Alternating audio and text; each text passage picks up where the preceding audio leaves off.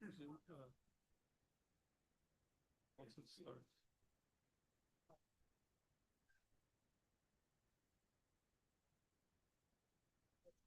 You have to, or it'll start taking that good.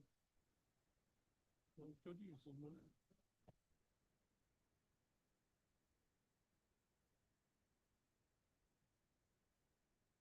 Once Flutter's ready.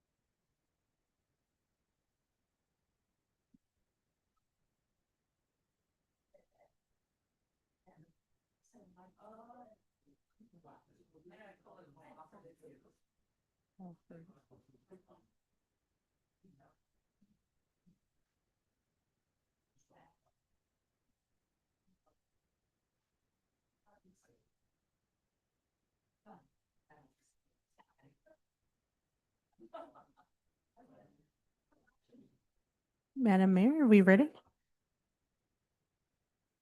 Okay, everybody, we're going to get started.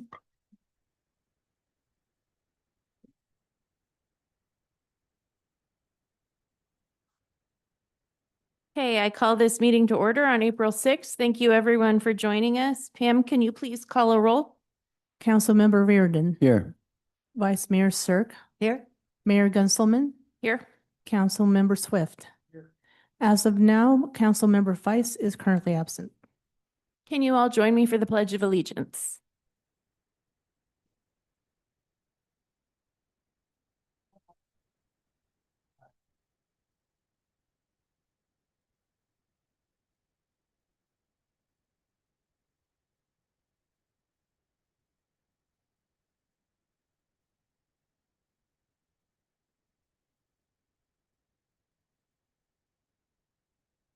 I'm going to open the public forum. This is the time for members of the public to address the City Council on items not appearing on the agenda.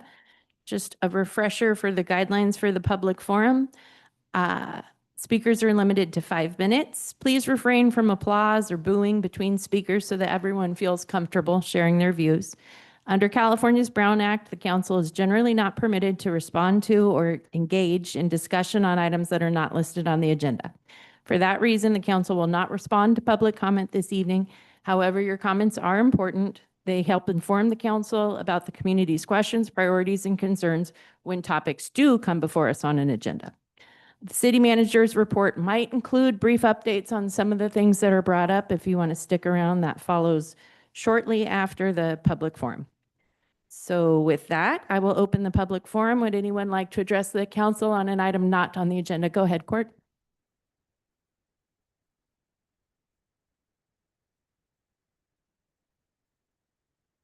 Is this too loud or about right? Okay. I would like to address the council on well, I don't know if it's an official proposal yet, but talking about the marijuana dispensary. And as I was on the planning commission for about 10 years, and maybe 15, 16 years ago, we had, prior to recreational marijuana becoming legal, we had we had someone approach the city about a medical marijuana dispensary, and it was widely disliked, the proposal, and basically never went anywhere. But 15 years later, I think there's probably more information, and I don't have a fixed position whether it's a good idea or a bad idea, but there seems to be two issues. One would be, would it produce quite a bit of money? And the other one would that a lot of that money be gobbled up by the nuisance it would cause, not to mention other things that, you know, just the idea that it was an attractive nuisance. And I don't know the answers to those, but in 20 miles away in San Andreas, we have a comparable town, and it's had a marijuana dispensary for a long time. And I'm sure city staff could have, if it doesn't already have an idea, can fairly easily get an idea of how much money that would produce. And I understand that money is a huge issue because there's Sutter Creek, there does not seem to be much of a potential for a large tax generating business to come into town. They're not going to build a car assembly plant at the top of the hill or anything like that.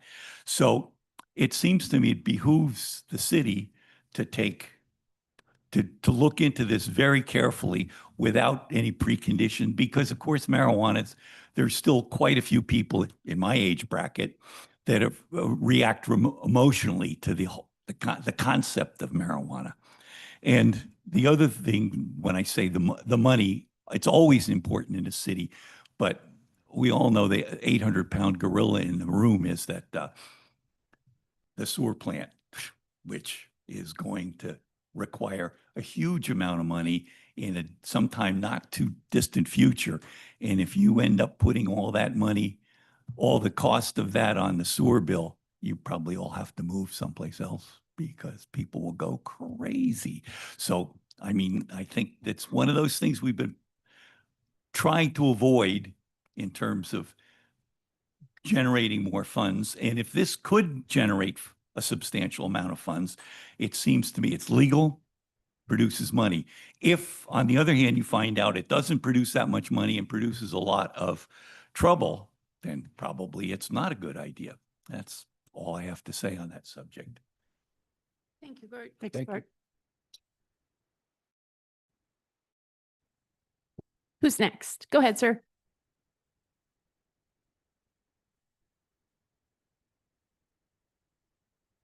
Good evening, Mayor and council members. My name is Leah and I work with Elvis at Elvis's Rhythm and Brews. He's here with me, but public speaking isn't his strength, so he asked me to speak on his behalf. At the end of this month, Elvis's Rhythm and Brews will be closing its doors after just over a year. The decision comes down to lease terms that Elvis and the landlord were unfortunately unable to agree upon. While he loves the building and location, the purpose isn't to revisit that, it's to share what the business has meant to him and to the community and ask for your guidance moving forward. Over the past year, Elvis's Rhythm and Brews has become a gathering place for affordable live music and community connection. The venue hosts popular local bands for a $5 cover, making live entertainment accessible to everyone and giving local musicians a reliable place to perform. Karaoke nights have also become a major draw. Elvis currently offers the only consistent quality karaoke experience in the area, bringing people into Sutter Creek from across Amador County. It has created a welcoming, inclusive environment where people of all ages come together and become part of the community. These visitors, bands, and audience members don't just come for the music. They arrive early, dine at local restaurants, shop, and spend time in town. We regularly hear from guests who eat at Rosa's, Cabanas, and Hotel Sutter before coming to a show. That additional foot traffic supports other local businesses and contributes to the local economy. The venue also created something unique for musicians, a permanent sound stage and professional setup that allows bands to perform without hours of load in and tear down. That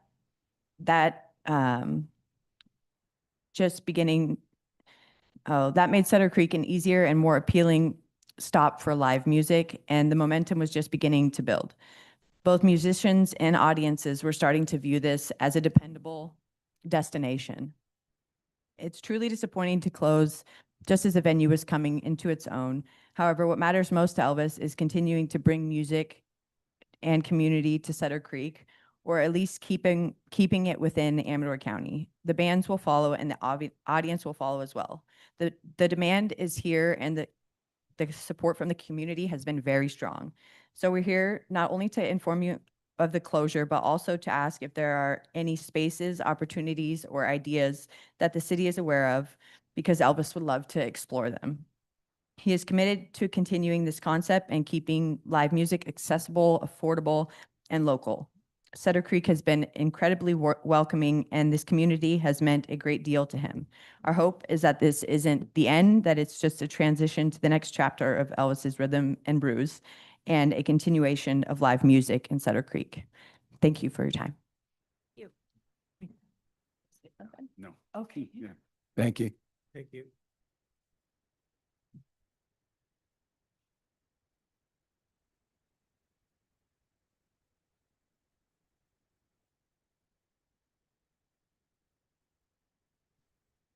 My name is Christy Melton. I am a Sutter Creek resident. I'm here to respond to the list of scientific studies that were provided by Embark, I believe, to the city council that then were pushed out in a packet.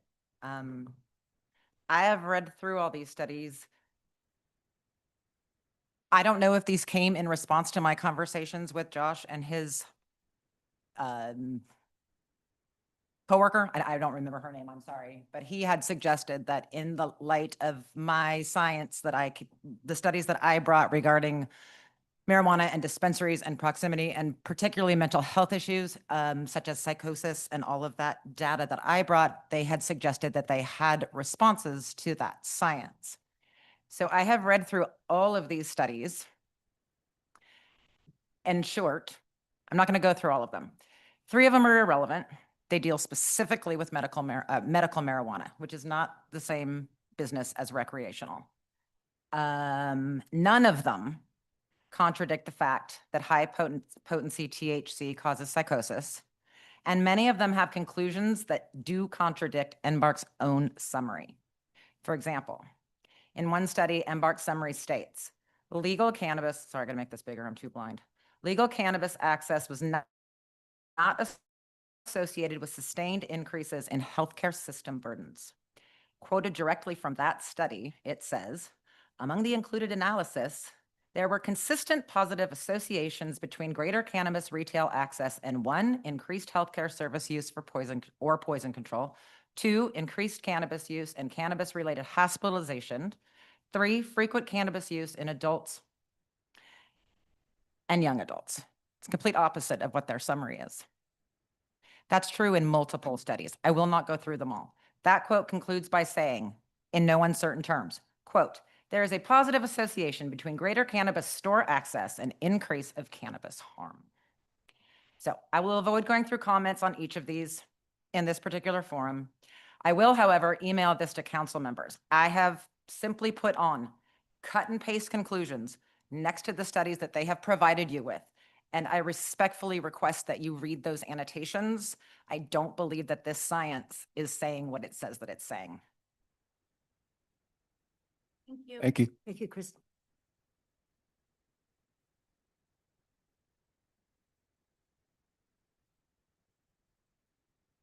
Oh, good evening, council members. Thanks for letting us speak again tonight. My name is Mark Farron from Pine Grove. I'm a semi-retired family physician. You gave me the privilege last week and I left the substantiations for the psychosis, et cetera, involved related to Brian Combs' letter to the editor and Christy Melton, some pretty bad medical or mental health problems.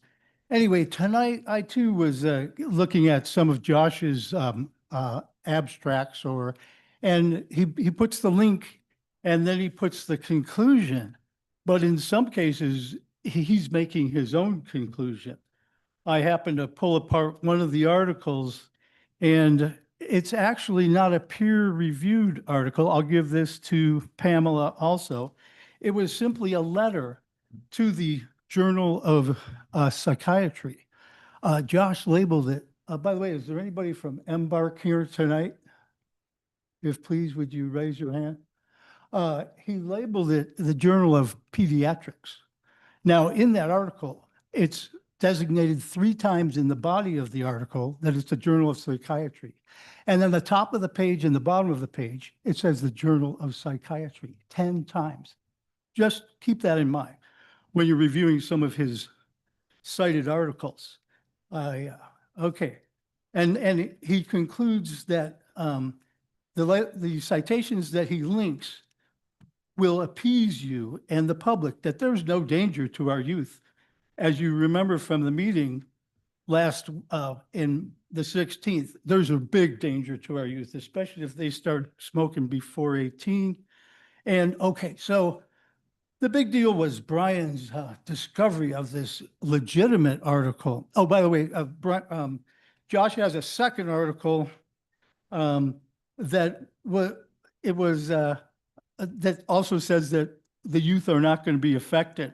Well, it is a research study that was peer reviewed, but it only had 163 people from Oregon. And so it really is a small sample size, which the article points out. That one was peer reviewed though, at least. On the other hand, the one that Brian has, and I'll make that available to everybody. I'm sorry. Actually, here's where it really showed that Josh isn't doing good journalism and is maybe hiding some stuff. In the body of the second article, under the subtitle "Effects on the Community," the youth community, it clearly states that furthermore, community cannabis and environments are changing, and our data is inconclusive, and there's been lack of longitudinal studies examining the effects of recreational changes in the law of marijuana. On the other hand, the one that's cited in the Ledger is a 45-page article that's peer-reviewed that Brian somehow discovered. It took me $60 subscription to a journal to try and find it, but I read it and it is impeccable. It's got 64 references. Josh has had 6, and it was just a letter in a journal. It implied it was published in a journal. To get published in a journal, you have to have a peer review, and this one was not, that Josh elucidated. If I have a little more time, I'd just like to address the planning, gentlemen. Thank you for being on the planning commission before. And the money, we have been checking it out. A lot of the people in the room and a lot of people in the community are starting to realize and hopefully try to help the city council members, because we want to be an assistance. We don't want to be, you guys have a tough job. And I appreciate that you raised the taxes, believe it or not, to try to fill in the budget. That was a hard move on your part. It probably should have been done 2 or 3 years ago. But there is room for that too, as I know you all had to study who else is has raised their taxes. That is a possibility. I don't think the people would be objective to that as much as they are to this debilitating medication, debilitating drug as far as 30 seconds, sir. 30 seconds. Okay. Can I have like 5 minutes about, okay, just an intro first. Show me the money. Okay. So show me the money. We've done some research. Oh, wait, let me just say, I'm really surprised that Josh didn't have better access, because Christy, the coworker that was at the meeting at Kyoto, that's the CEO. And she's married to Justin Moore, who was Time is the up, sir. deputy campaign manager for Proposition 64. And he's now a legislative analyst in a firm in Sacramento, and he has done work for the Speaker of the House. So they should have unbelievable art. Sure, your time's up. Time is up, sir. Okay, well, okay, thank you very much. I'll get this to you, Pam. Thank you. Thank you. Thank you.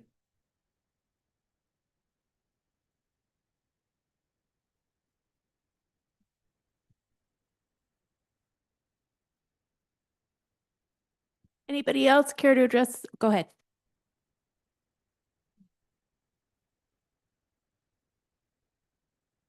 Hello again.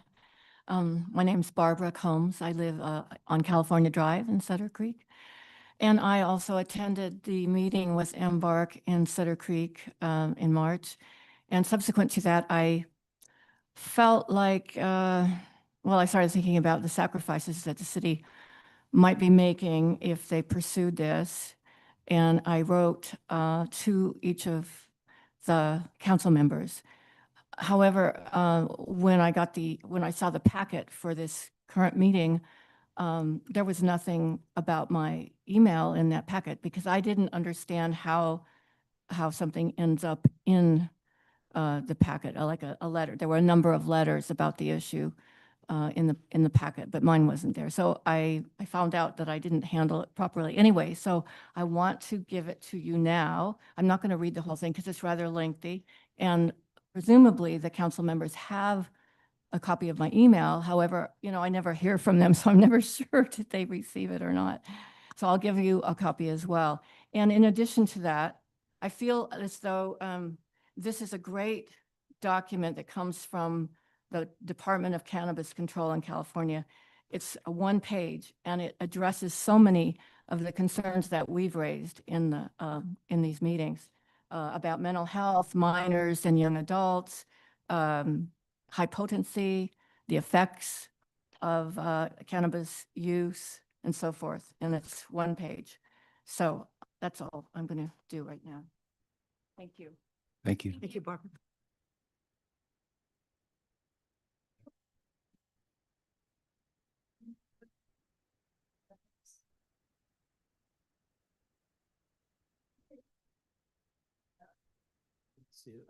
Thank you.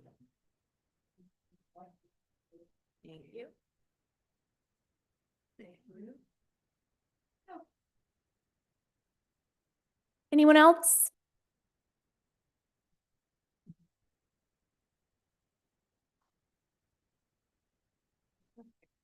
You're gonna fix this. Oh, I'm saved. Thank you, Susan. Brian Combs, California Drive, been here before.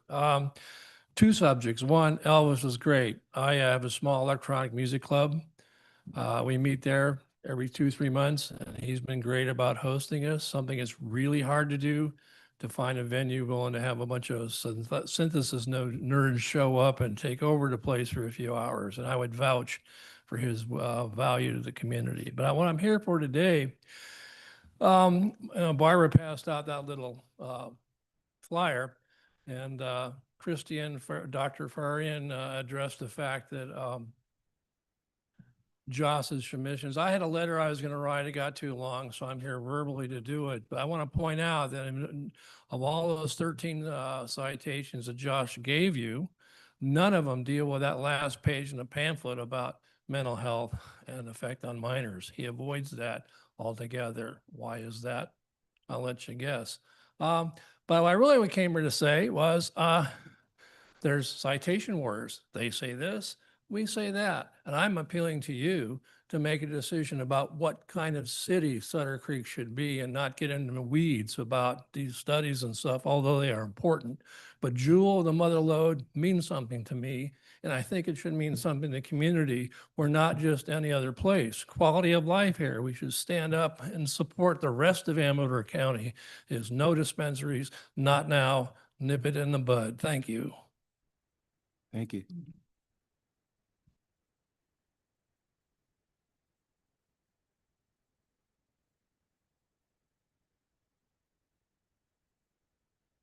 Hello, Teresa Ryan, Sutter Creek. This is sort of a public service announcement. I think I'll be talking about Danco.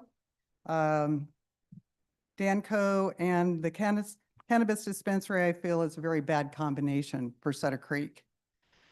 Danco and No Place Like Home, it's a low barrier state mandated permanent supported housing for the homeless and those with serious mental health issues. Low barrier means there will be no criminal background checks or requirement to seek treatment for their addictions or mental health issues to reside in that facility. The facility could house up to 100 individuals. The facility is located on the corner, will be located on the corner of Valley View Way and Bowers Road. Danco is in the process of obtaining building permits to start building. Currently, the Sutter Creek City Council is considering changing local laws to allow a cannabis dispensary in Sutter Creek. The cannabis dispensary operated by Embark will be in the vicinity of Highway 88, Ridge Road, and Highway 49.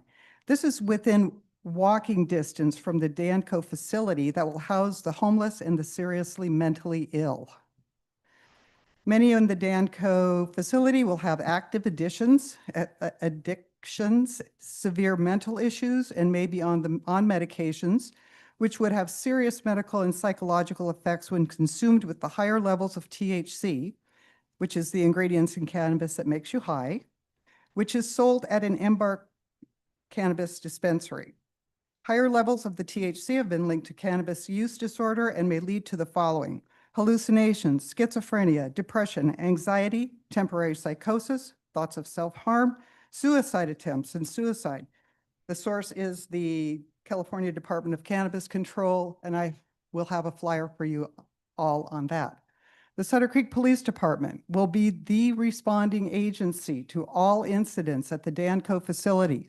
Law enforcement protocol requires special training, equipment, and often backup from additional law enforcement agencies in dealing with the addicted and mentally ill. Those agencies are Amador County Sheriff's Office, California Highway Patrol, and the Jackson Police Department. These agencies are already stretched thin, and if the city of Sutter Creek decides to allow a cannabis dispensary in Sutter Creek, those agencies will be stretched even thinner. And of course, unfortunately, zero financial compensation to them from the city of Sutter Creek. The Sutter Creek City Council, City Manager, and Embark need to seriously consider the adverse health and safety ramifications of a cannabis dispensary so close to the Danco homeless mental health facility. The cost to the city, county, and citizens will not be worth it in tax revenue to the city. My request to the City Council, the City Manager, and Embark is just use good old common sense and just say no to a cannabis dispensary in Sutter Creek. Thanks. Thank you. Thank you, Tracy.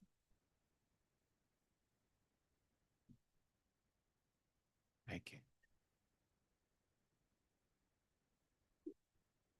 Anybody else? Thank you. Thanks, Teresa.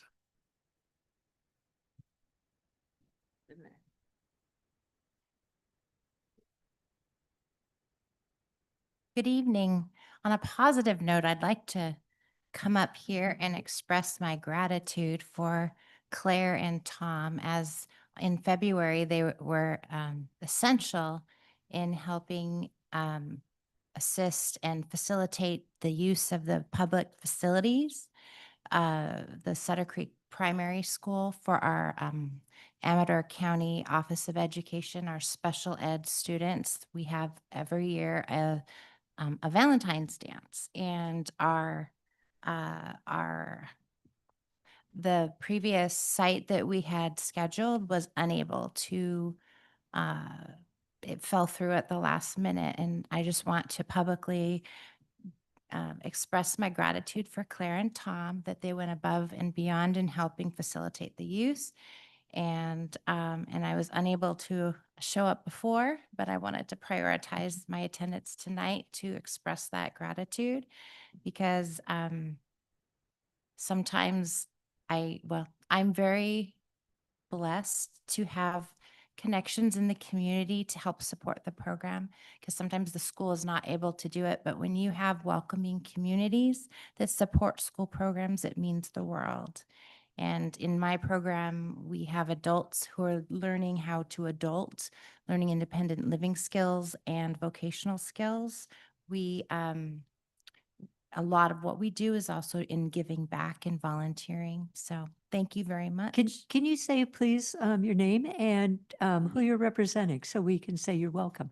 Oh, I'm Bonnie Gale, and I am the Amador County Office of Ed. I teach adult transition for the county schools. So Thank you. thank you. Thanks, Bonnie. Thanks, Bonnie.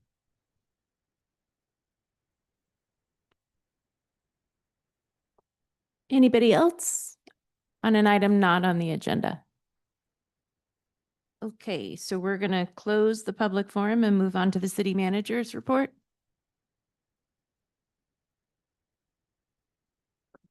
Well, welcome, everybody. It's good to see people here on a Monday night. I think it's the new hotspot in town.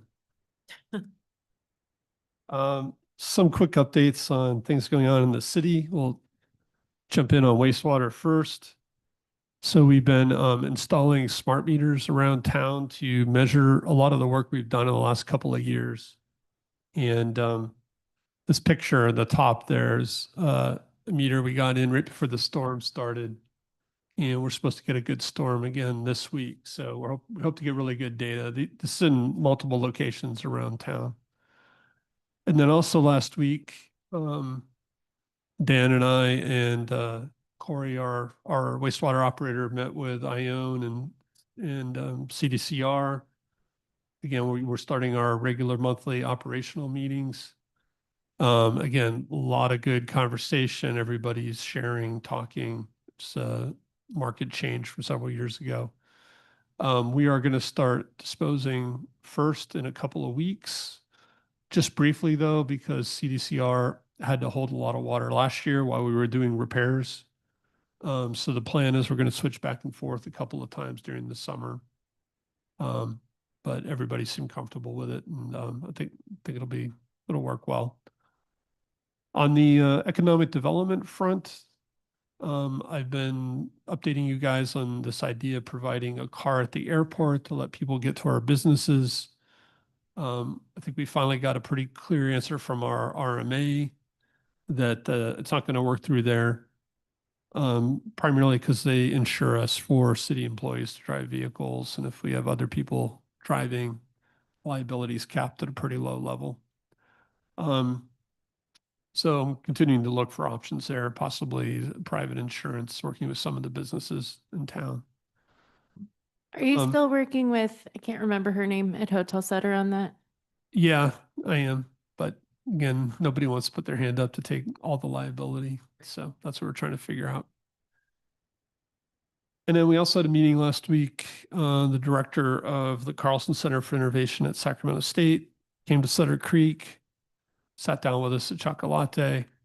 He's got a lot of programs going to spur innovation and startup companies. Just a little blurb from the website there.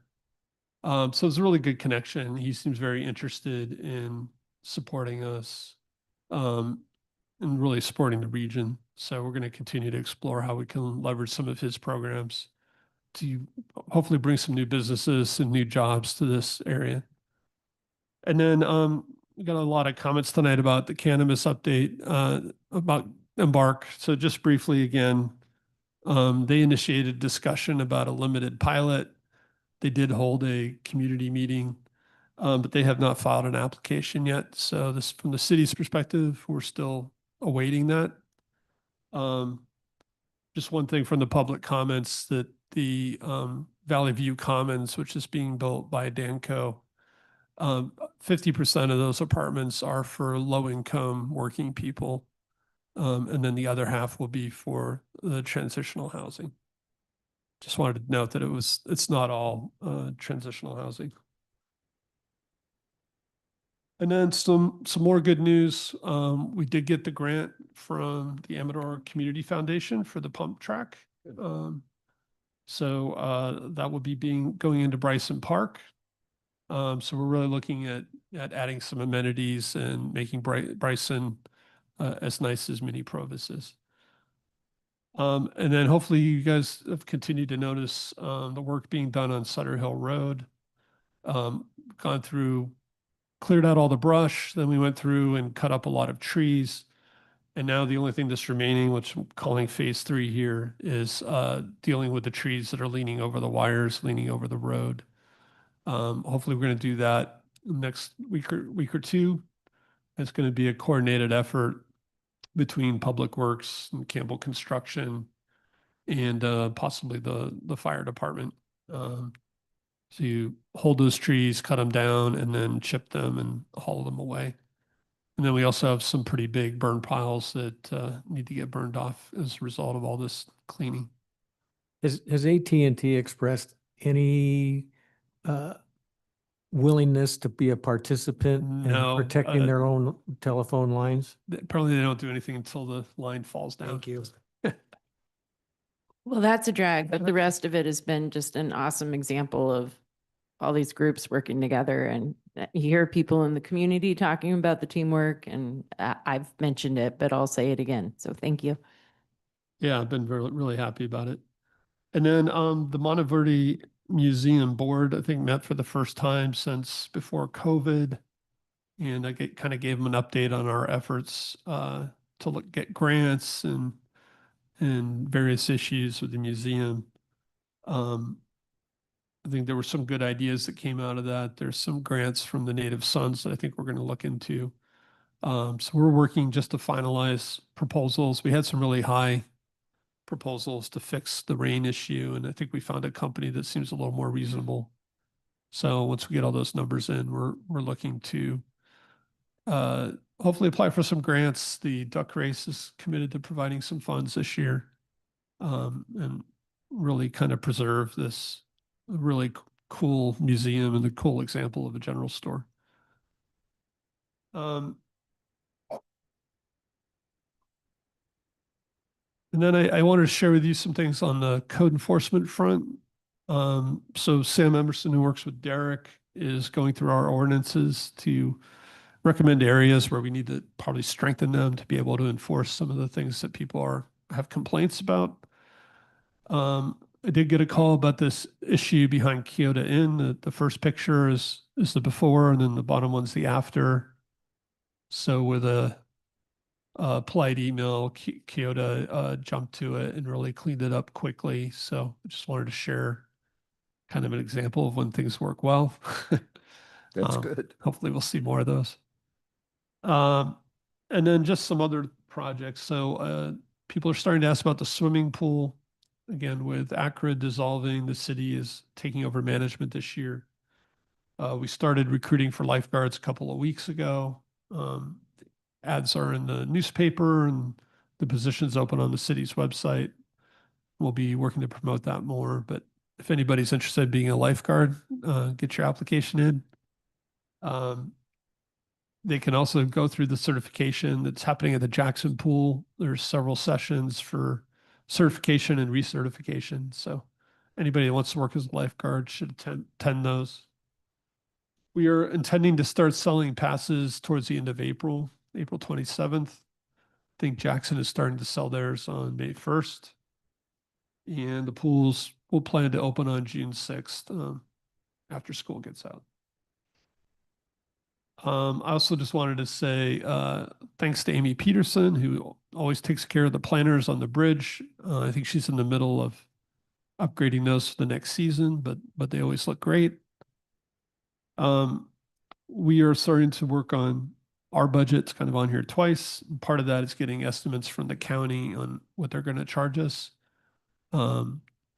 First, I heard there were going to be some really steep increases. The latest word is hopefully not so steep, but I think it's a process we all need to keep an eye on, and we'll come back to it when we get into the law enforcement discussion. But I think council could really help by participating in the Board of Supervisors discussion about budget and kind of what's fair for the cities to pick up.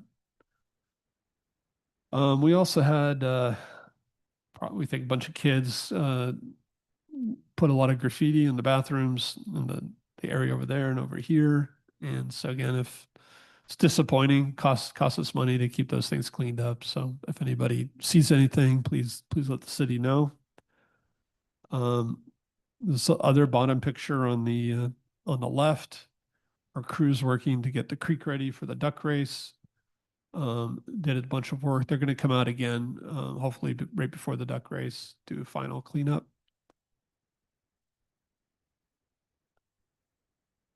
And then, in terms of community events, we've got a lot of things coming up. Wildflowers and Wine, Spring Fling, then the duck race, 4 fires to get at the fairgrounds. And then we have Mother's Day carriage rides and Trash to Treasures. And hopefully you guys all saw the Foundry delivered the bronze duck. It was really impressive. Actually, this was our social media April Fool's joke this year. I'm still getting questions about last year's jokes, so we kind of tried to tone it down a little bit. So anyways, and then in terms of your agendas, again, we're kind of shifting into budget season. We're going to be getting to our long range financial forecast. Our audit will be coming in. We'll get to the draft budget. Those will be spaced out over several meetings.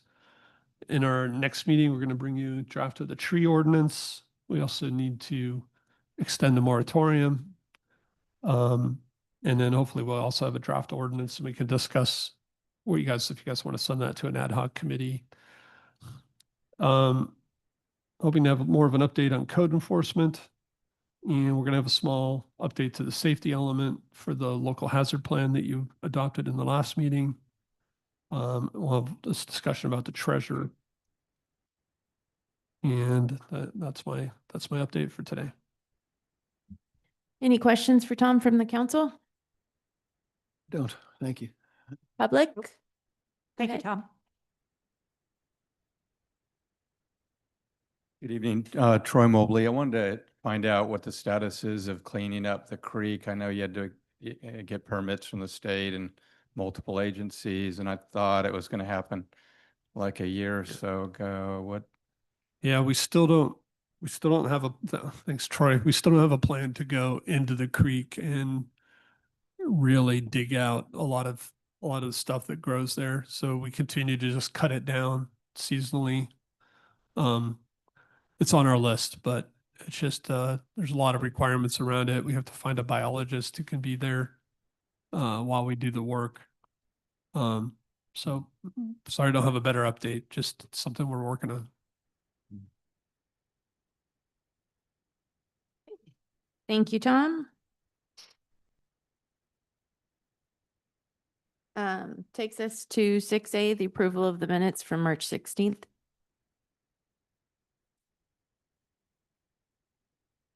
I move that we approve the minutes from the March 16th meeting. Second. Okay, there's a motion and a second. Pam, can you call for a vote? Vice Mayor Cirque, Yes. Aye. Councilmember Feist, Aye. Councilmember Reardon, Aye. Councilmember Swift, Aye. Mayor Gunselman. Aye. Motion carries. Okay, and then we have 2 items on the consent agenda, accepting the work for the notice of completion for Bryson Park, bathroom that is, and the local hazard mitigation plan. So we can pass those in one motion if you're so inclined, or pull one if we need to have a discussion. I didn't have anything. Yeah. I've none. Make a motion. Go ahead. A motion to approve the consent agenda as presented. A second? Pam? Councilmember Swift, Aye. Councilmember Feist, Aye. Councilmember Reardon, Aye. Vice Mayor Cirque, Aye. Mayor Gunselman. Aye. Motion carries. Okay, we do have a public hearing tonight for the second reading of the draft ordinance for the Uniform Building Code. We went through this a couple meetings ago, and this will be the final step. Is that correct? Okay. It's in our packet again. If anybody had any new information or Do we have to read the code out publicly tonight? no, Good. no. 1,000 pages. I do have to open a public hearing, and I will, but before that, did the council have any questions for staff? I don't have anything new. Okay, then I am opening a public hearing for the draft ordinance updating the city's uniform building code. Anybody? I'm closing the public hearing. Would anyone like to make a motion? I'll make, Sure. Go ahead. Sure, just motion to waive the second reading. Is that what we're looking to do, and to approve the ordinance? It's a final reading, so do we move to, Yeah, you're approve waiving the the ordinance? second reading and you are Enacting, your okay. motion is to waive the second reading and to enact the ordinance. So moved. Second? Pam? Councilmember Reardon, Aye. Vice Mayor Cirque, Aye. Mayor Gunselman, Aye. Councilmember Swift, Aye. Councilmember Feist. Motion carries. Great, that takes us to the administrative agenda. We're going to start with 9A, a surveillance technology policy. Tom, did you want to start that off? Yeah. And our police chief is here. He may have some comments. We didn't talk about this ahead of time, but yeah, so there's been a lot in the news lately about data capture, data sharing. And we have been in process of looking at adding more cameras around town for law enforcement. So I thought it'd be a good time to talk about a policy around that. So our police department is looking at kind of these intelligent cameras. They can detect license plate numbers, for example. And a lot of agencies across the country are using these days. And we really just recommend that you guys have a discussion and consider, what's a reasonable policy around these kinds of tools. In the staff report, there was some examples of some of the things to consider: how long the data is retained, how it can be used, who has access, what happens if somebody misuses that data, they want to log in and track their spouse or somebody. So those are the kinds of considerations. And this is really meant to be a little bit broader than just cameras. So this idea of surveillance technology. Cameras these days are visual. They can identify faces, license plates, but it could also be other kinds of surveillance from drones or other kinds of information, audio. And so there's a lot of benefits to these. Having this ongoing surveillance, it really is a powerful tool. A lot of crimes can be, tracked and solved relatively quickly with this kind of data. But again, it's continuous monitoring. It's monitoring of people that aren't necessarily creating crimes. And so, again, balancing those out, maybe having some policies of, can you store the data for a year or 2 years? What's a reasonable amount of time? And then there's been a lot of cities in the news lately where some vendors have promised that the data would not be shared. California actually has a state law that says the data has to stay within the state. It was being shared with federal authorities.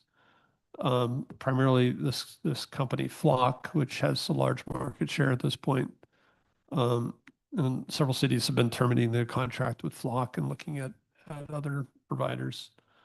And apparently there's a setting in the software that provided nationwide sharing that was being turned on without a city's knowledge. And so, there's a list of some of the cities that were in the news several months ago when we first wrote this report. So there's nothing special. I mean, the Palo Alto ordinance was, I think, one of the first ones. It was one that I was personally familiar with, which is the only reason I recommended it. And it's in there as an attachment, I think, with a good summary of some of the things. It asks for a department that wants to acquire surveillance technology. Usually it's the police department. Sometimes Public Works, if they're building a project, can put up cameras that are capturing things.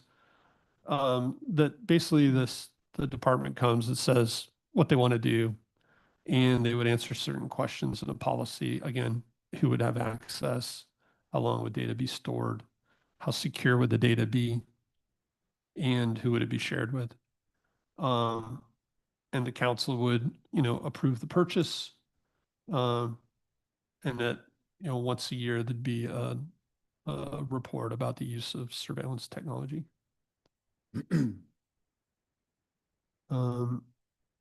And that some of the proposed guardrails were that by default it would be configured not to share data broadly. Data would be retained for 60 days. And that officers visually verify a plate matches an alert before detention. So, adopting this ordinance doesn't have direct costs. It does add some extra steps. And I think, again, being proactive about this just lets us stay ahead of this technology that's, which is moving very quickly. So I don't know, Jim, if you wanted to add some comments.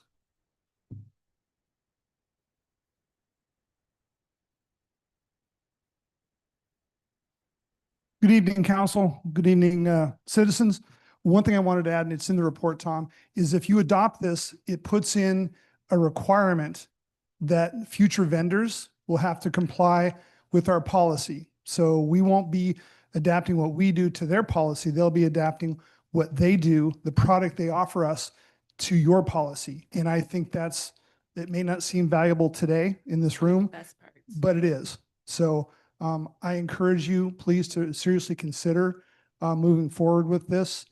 It is a technology and assistance to the police department, to the citizens, that's well worth it. We have a system worthy of improving here in the city, and considering either the automated license plate readers or a more robust system is well worth the time and the money. So I really ask you to consider it. I've dealt with them in the past on investigations here and other places that I've worked, and they're super helpful. Just to clarify, Jim, are you recommending that we consider the technology, or recommending that we consider putting a policy in place before and then getting the technology? Absolutely, the Both policy first and then, okay, thank you. policy Just first. wanted to clarify. I was That's what thinking you- down the road when I said that, Madam Mayor, Yeah. I apologize, but So but in I- order to get you the technology that you desire, let's get a policy in place, is what you're that's saying. the first thing I led with, and that's really all I wanted to say when I stood up here, is I encourage you to have that policy first, so your future vendors are going to comply with what you want, not us molding to what they want. And that's all I have to say. And you guys work together on this, you and Tom, or Yes. you've reviewed? Okay, thank you. I appreciated the report very much. And Jim, I was so curious to finally hear your thoughts on this, because that means the world to me in terms of what's the right thing to do. So to hear you say, yes, get that policy in place, just makes perfect sense to me. Everything I read, and I appreciated the background that you provided, Tom, and everything. So I'm all for it. It makes sense to me. If we're going to think about this technology, having this ordinance in place seems like a really good idea. Thank you. So Maybe stick her in.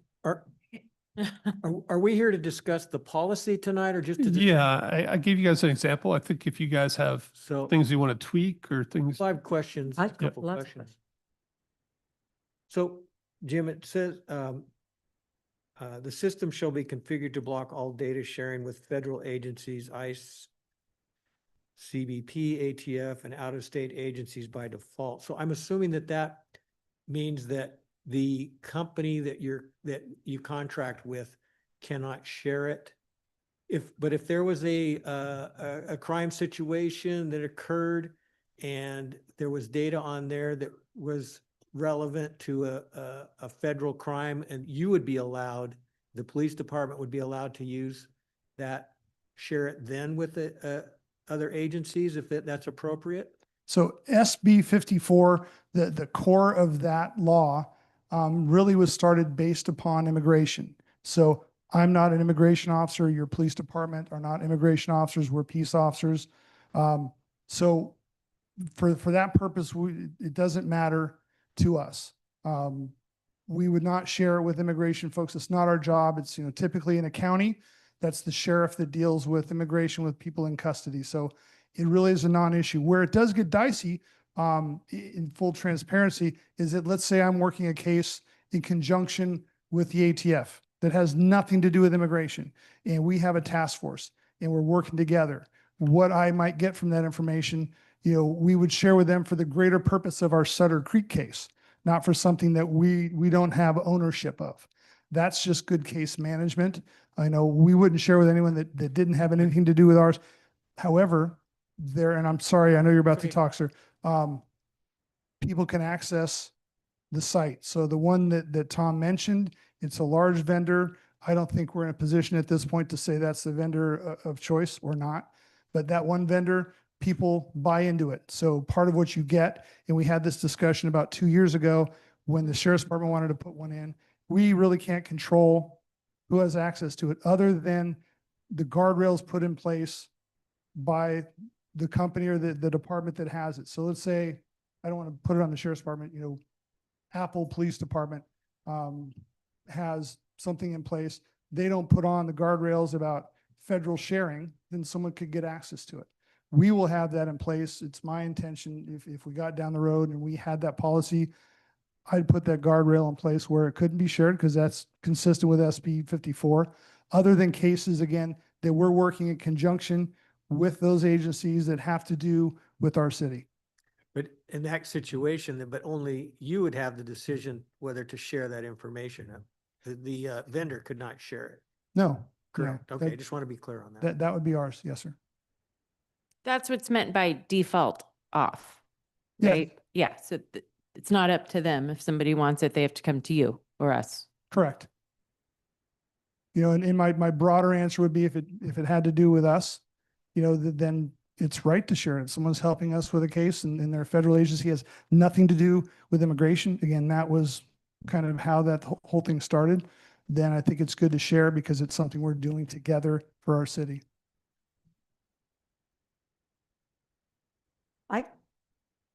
Are we going down the line? Sure, go ahead. I want to back up like a couple eons here and discuss even why we're considering this technology. And I would like to see or hear what does Sutter Creek specifically want to gain by going, if we establish the policy and lead into accessing the technology, what does Sutter Creek look to gain and weigh out the benefit of the cost versus whatever law enforcement benefit it might provide? Yes. What are we looking for? So what I look for on your behalf, and I hope you share my vision with this, on the most rudimentary level, I want safety. And that's a tool that when managed well, provides you all of us, the best safety option we have. It secures, officers can't be everywhere. And if we have it at specific points that are designated by us as critical points, it captures folks coming and going. It captures activities around City Hall. It will capture activities downtown, wherever we figure the best place to put it might be. It's a force multiplier. Now, a camera can't make an arrest, but it can capture data that will help us move forward with criminal investigation. So it's going to make people a bit safer in terms of the back end of an investigation. So given that we can only put these cameras in public places, correct? Legally? Yes. We can. So I went and did some research on our crime rate for 2025, where they occurred. Out of 96 reported crimes, 80 to 88 were in private places, 44 property crimes, 8 burglary, which could be either one, 30 larceny, 6 vehicle thefts. So out of 96 reportable crimes, the majority by these numbers, and this came actually off the FBI website, occurred on private property where cameras would not benefit. My second other point is cities who have attached this surveillance technology are cities that have had large increases in homelessness, large increases in crimes from population growth. We don't have those. We actually have had a steady crime rate, according to the figures that we can get online, for the last 5 years. So my question is, Flock wants $10,000 a year for subscription, 4 cameras. That's only including 4 cameras. $10,000 a year with a minimum of a 2-year contract to accomplish what that we don't have. What I'm seeing, and so I'm taking maybe an antagonistic, approach here. That's perfectly okay. I Is have that- a response for you. But I'm trying to weigh out, seriously, what's the benefit? What's the expense? What's the cost? Sure. And Maybe the I cost can, in terms financially as well as socially. Sure. And I- maybe I can Hang on one bolster second Jim. I got to something. Hang on. check with Derek. This is a good conversation that we need to have. Yep. But yell at us if we get off topic, because the agenda Well- item is not What, Well, look, whether. yeah, what I'm leading up to is we're talking about a policy that I don't personally see from the research that I've done that we need. Okay. That's Tom, my point. can I please Sure. address this while the topic is hot? So I appreciate you looking into the FBI stats. Those don't paint a full picture. They truly don't. So let's say it shows we had, 14 assaults in the household, domestic violences. That might be where it happens, but when they flee, they're fleeing in cars, and we can tell where they're going, so we can capture them. Sometimes worse things, more nefarious things happen in our town, not very often. And in the past, we've been kind of set to look with bad technology that has not helped us and kind of harmed us investigating it. So those crimes you pointed out, I don't have that in front of me to say you're wrong, but those crimes don't start and finish in the household. They start there and they go somewhere else, and that's technology that helps capture them. Sometimes when they leave, they're really upset, and it's helpful to have as much information as possible to capture them before they do something else unsmart when they're in a bad way. So it's a helpful thing. And again, I'll go back to how I started. It's going to bring us safety, and it's expensive. And I hope that since I've been here, I've imparted on you, I'm cheap and I pay attention to every dollar you entrust in me. So I've thought about that. But even with that, it brings value that I think it's worth spending. And if I could just So, add, I- I'm cheap as well. And Um, again, I think another way to think about this is, and it was on the slide, $10,000 for a 24/7 virtual officer and 4 or 5 spots around town is That's- a bargain. And what you see, there's a lot of cities that have these, not just big cities with homelessness. And Jim said it though, right? Somebody commits a crime, private property, they get in the car, they drive out of town, your camera's on the entrance and exit of town. Now you have a license plate, you have a face, and that's kind of what you need. So there's tremendous amount of value there. And again, it's just balancing that value to the community with, privacy rights. So I appreciate, Claire, you on the questioning of where I was all going, but that's where I was going. Yeah. Make sure we're on it. That discussion. Correct. Yeah, I think Well, that's why, but it sounded like we were open to discussing the actual policy that we might consider tonight. Yes. So, And again, I think I tried to give an example, and if there were, parameters, you're like, want it longer, want it shorter. I think there's things to tweak, or, what is it that you guys are most concerned about? to Jim's point, another example might be a report of a vehicle or stolen in Calaveras County or El Dorado County. You've got a description of the vehicle. The crime didn't occur here. Yep. It occurred on private property in another location, but you could very, very well solve that crime if your virtual officer spots the vehicle in our jurisdiction. Yep. And it goes to how we started the conversation about the crimes occurring on private property. Auto theft is a crime that always starts on private property, typically unless it's on the street, and ends on our streets. So that's valuable to us. And, auto thefts that can be something where we find out which way they're going and we can get them before they go do something else. The footage that these cameras take, and the data, will that footage, let's say we have 4 cameras, do we have an idea where they're going to be located? Do we have any kind of forethought? Am I jumping the gun here? I do, but this probably isn't the best forum for that right now, but they'd be in strategic locations around town. In the past, I've gotten my staff involved because they know the streets, better than anybody. So I have some ideas as to where they might be. Sometimes you can't fit them where you want them. But I have some ideas and we could talk about it. I don't have them in front of me, but maybe that's for a later time. Yeah, I think tonight, think of it as the policy part, and then if there is a purchase to be made, that would come back to you guys. And Jim, when you say this technology's become, I mean, it's the modern standard for helping out with surveillance, right? Yes, ma'am, it absolutely is. Very few cities don't have some sort of surveillance. The larger cities have a lot more of it, and, you know, frankly, they have more money to spend on it than we do. But it is helpful. And for me, I compound it with the realism of our staffing, not only in our city, but our county. It's helpful for us to know, you know, if we had a crime just occur, and sometimes we have things involving kids we want to get on top of pretty fast.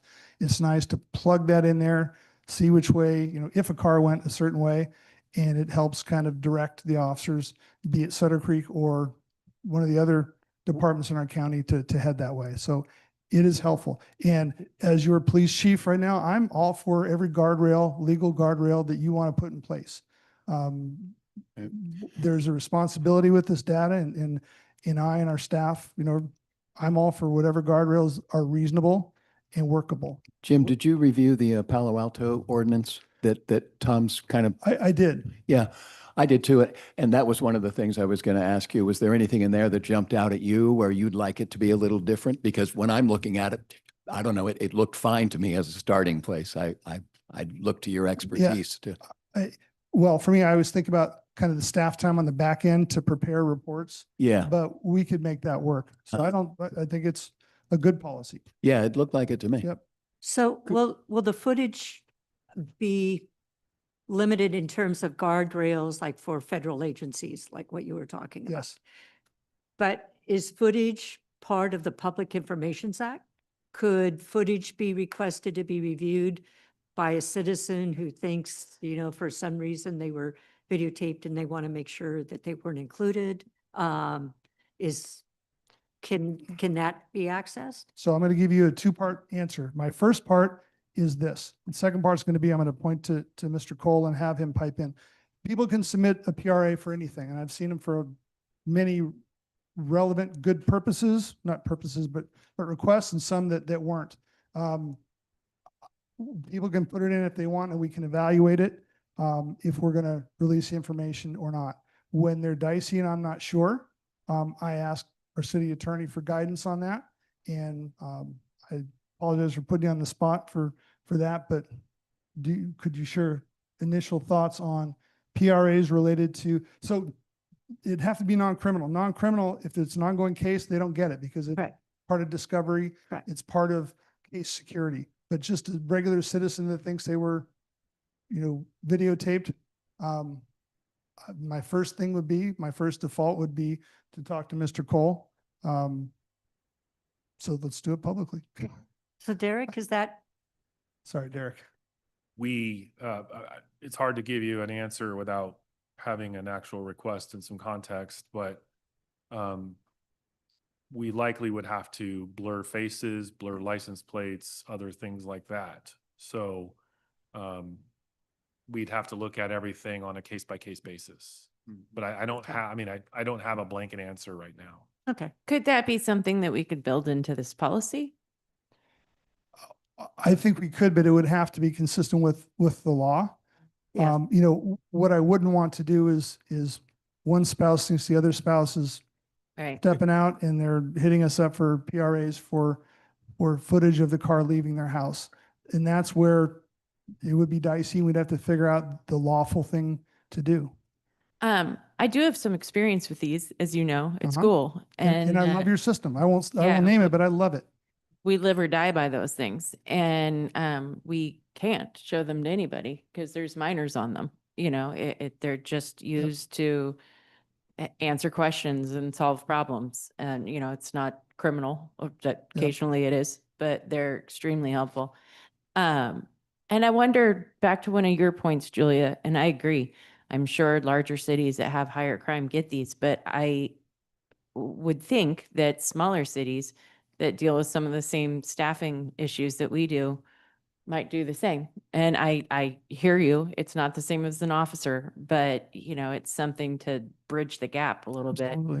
But back to the policy, I think this is a great example of when it's it serves us well to not be first. You know, bigger cities have done this, other cities have done this, they learned lessons the hard way. They had to go through the trials and tribulations to figure it out and reconcile it. And I think it's a great time to copy and paste from someone else that did it successfully. Yep. We don't have the staff or the resources or the time to invent the wheel. So what I see here looks good to me. I especially like the annual reporting, 'cause as we Yep. kind of learn from this, I think it would educate the entire team on what we're Mhm. getting out of this. Thank you. And I just wanted to say too, thank you everyone for your attention to this, and Tom, the ideas on how to safeguard the information, because I super appreciate that. But, and we are very blessed to live in such a safe place, but you just never know what might happen, and to have this on your side, it sounds like a great idea. And I understand it's better be safe than sorry, but I'm just looking at weighing out, you know, all the benefits versus all the costs, privacy costs as well as financial costs. The two things in the policy I would like to reconsider or discuss is on page 1577, 2.30.650 of the policy from Palo Alto. The very last paragraph on that page, it says, blah, blah, blah, the city should make available to the public a surveillance evaluation. I would like to have the city will make available to the public.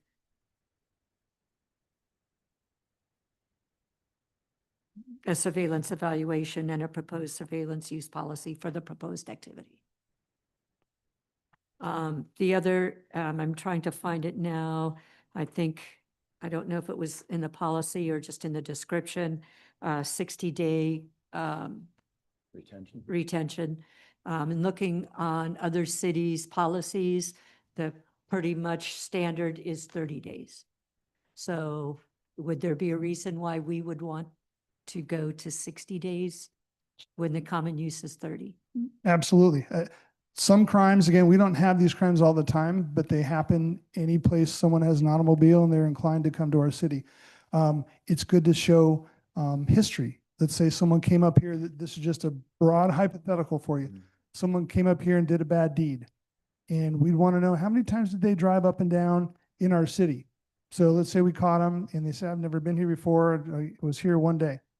And if we have data going back further, we can show that there was a pattern in terms of their visiting our city. Those things happen. I have experience dealing with that stuff in the past. That's good data to have. If we're retaining information for 30 days or 60, the key is we're getting rid of data, on a schedule. Why not get rid of it a little bit later, not too far down the road? I could even make an argument further if we had to, but 60 is acceptable to me as your police chief. 30 seems short for the reasons I explained, and those hypotheticals do happen. I would like to see a comparison of cost and the data storage fees, because I know you pay for a certain amount of data in the contracts. Mhm. So if you have this Sure. much data and that's your 30 days, if you have 60 days and that much data, more than likely those fees are going to go up. I would like just to have that looked into. If there's a difference, does it make a difference in the overall contract cost, 30 versus 60 days?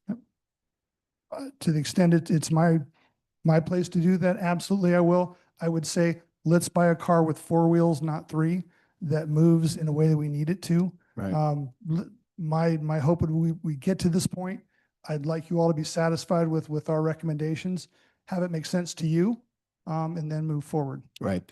It seems, with respect, if and when we're actually looking to purchase something, If and when. it seems like staff would work with the chief, and they could certainly identify that option, if you will, for Right. additional storage.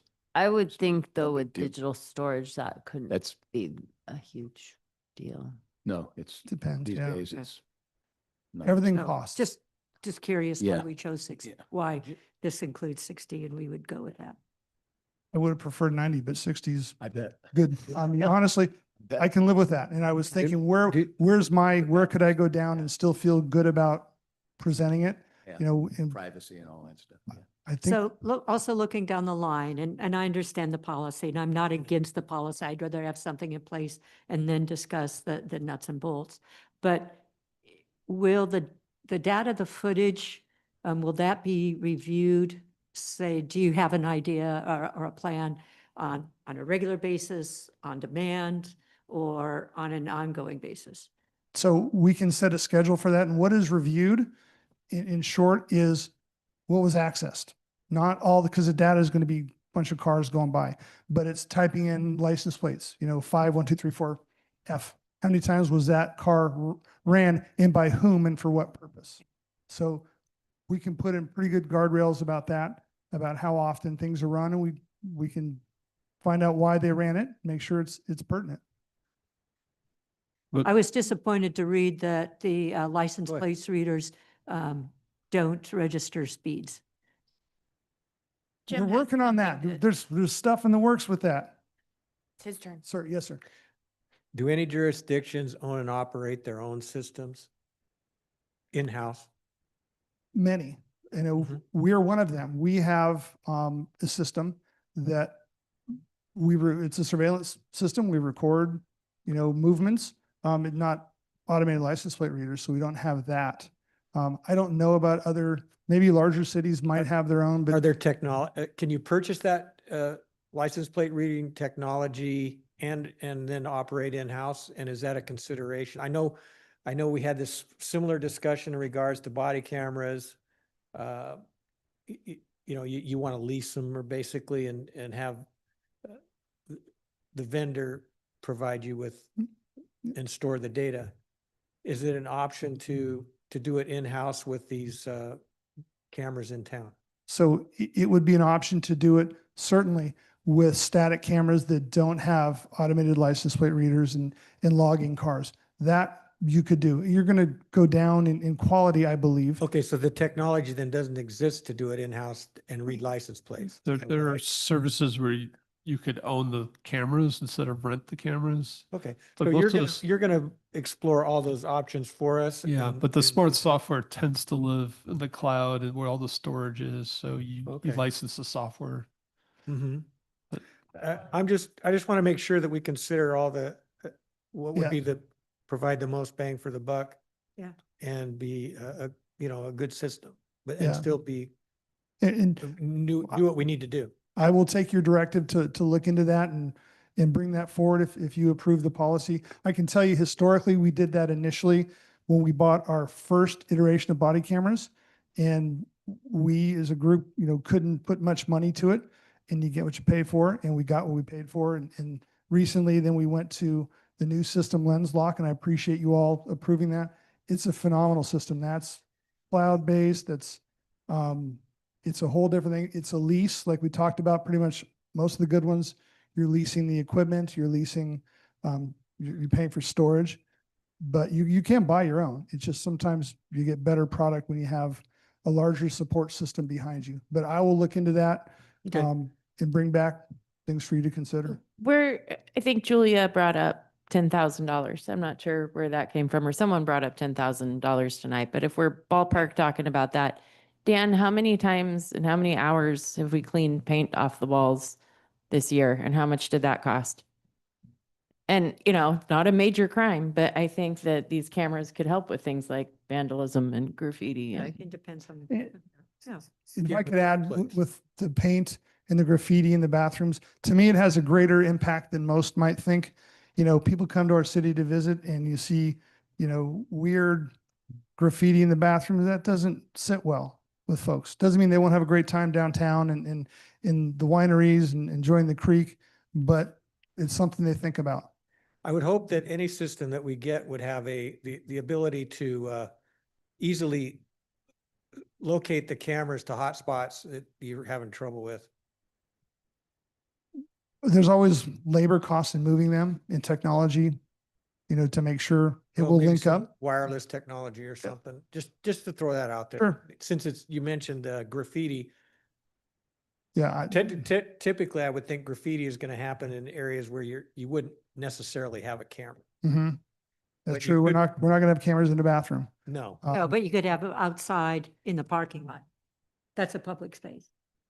And once we have cameras, then you can have real cameras and fake cameras, and they don't necessarily know Yeah. where which is located. Is this the right time to also, don't want, again, jump on ahead, but was reading about the effectiveness of actually even posting a sign. This area is monitored by a camera. I think it's helpful, as long as it's, a legit company. No, I'm Yeah. not fake cameras, but I meant putting the signs up with the cameras saying that this area. You are being recorded. Sure. Camera surveillance. One, I think that's great.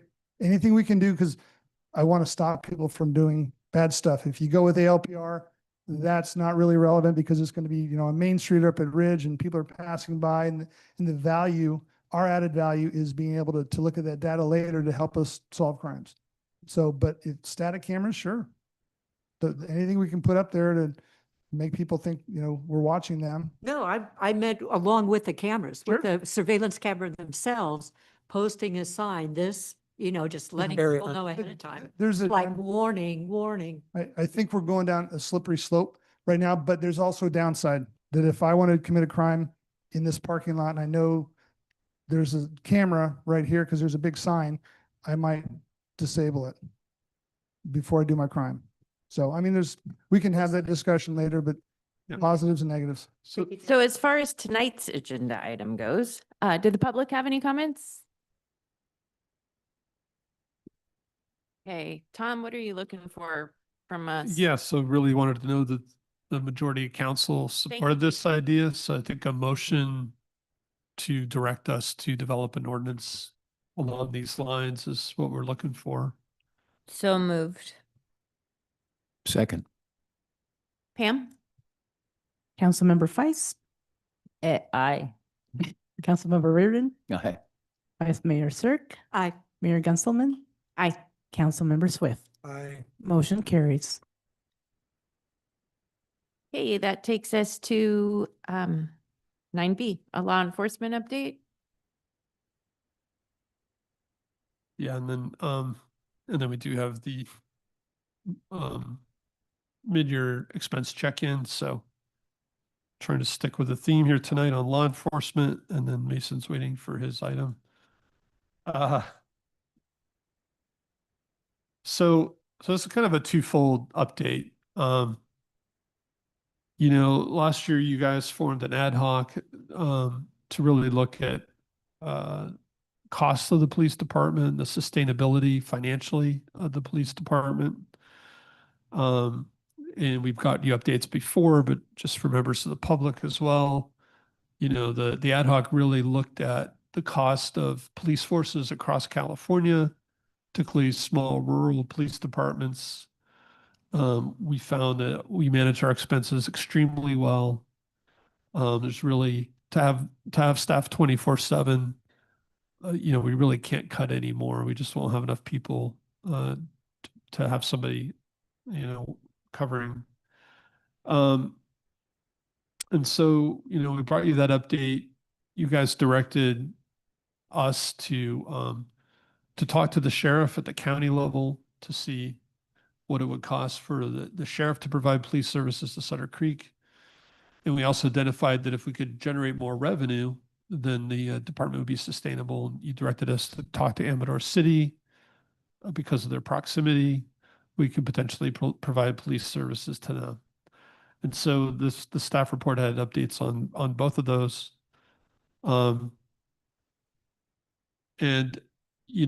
one of the things really, as we dug into this, I think driving the difficulty is the large increase in costs from the county.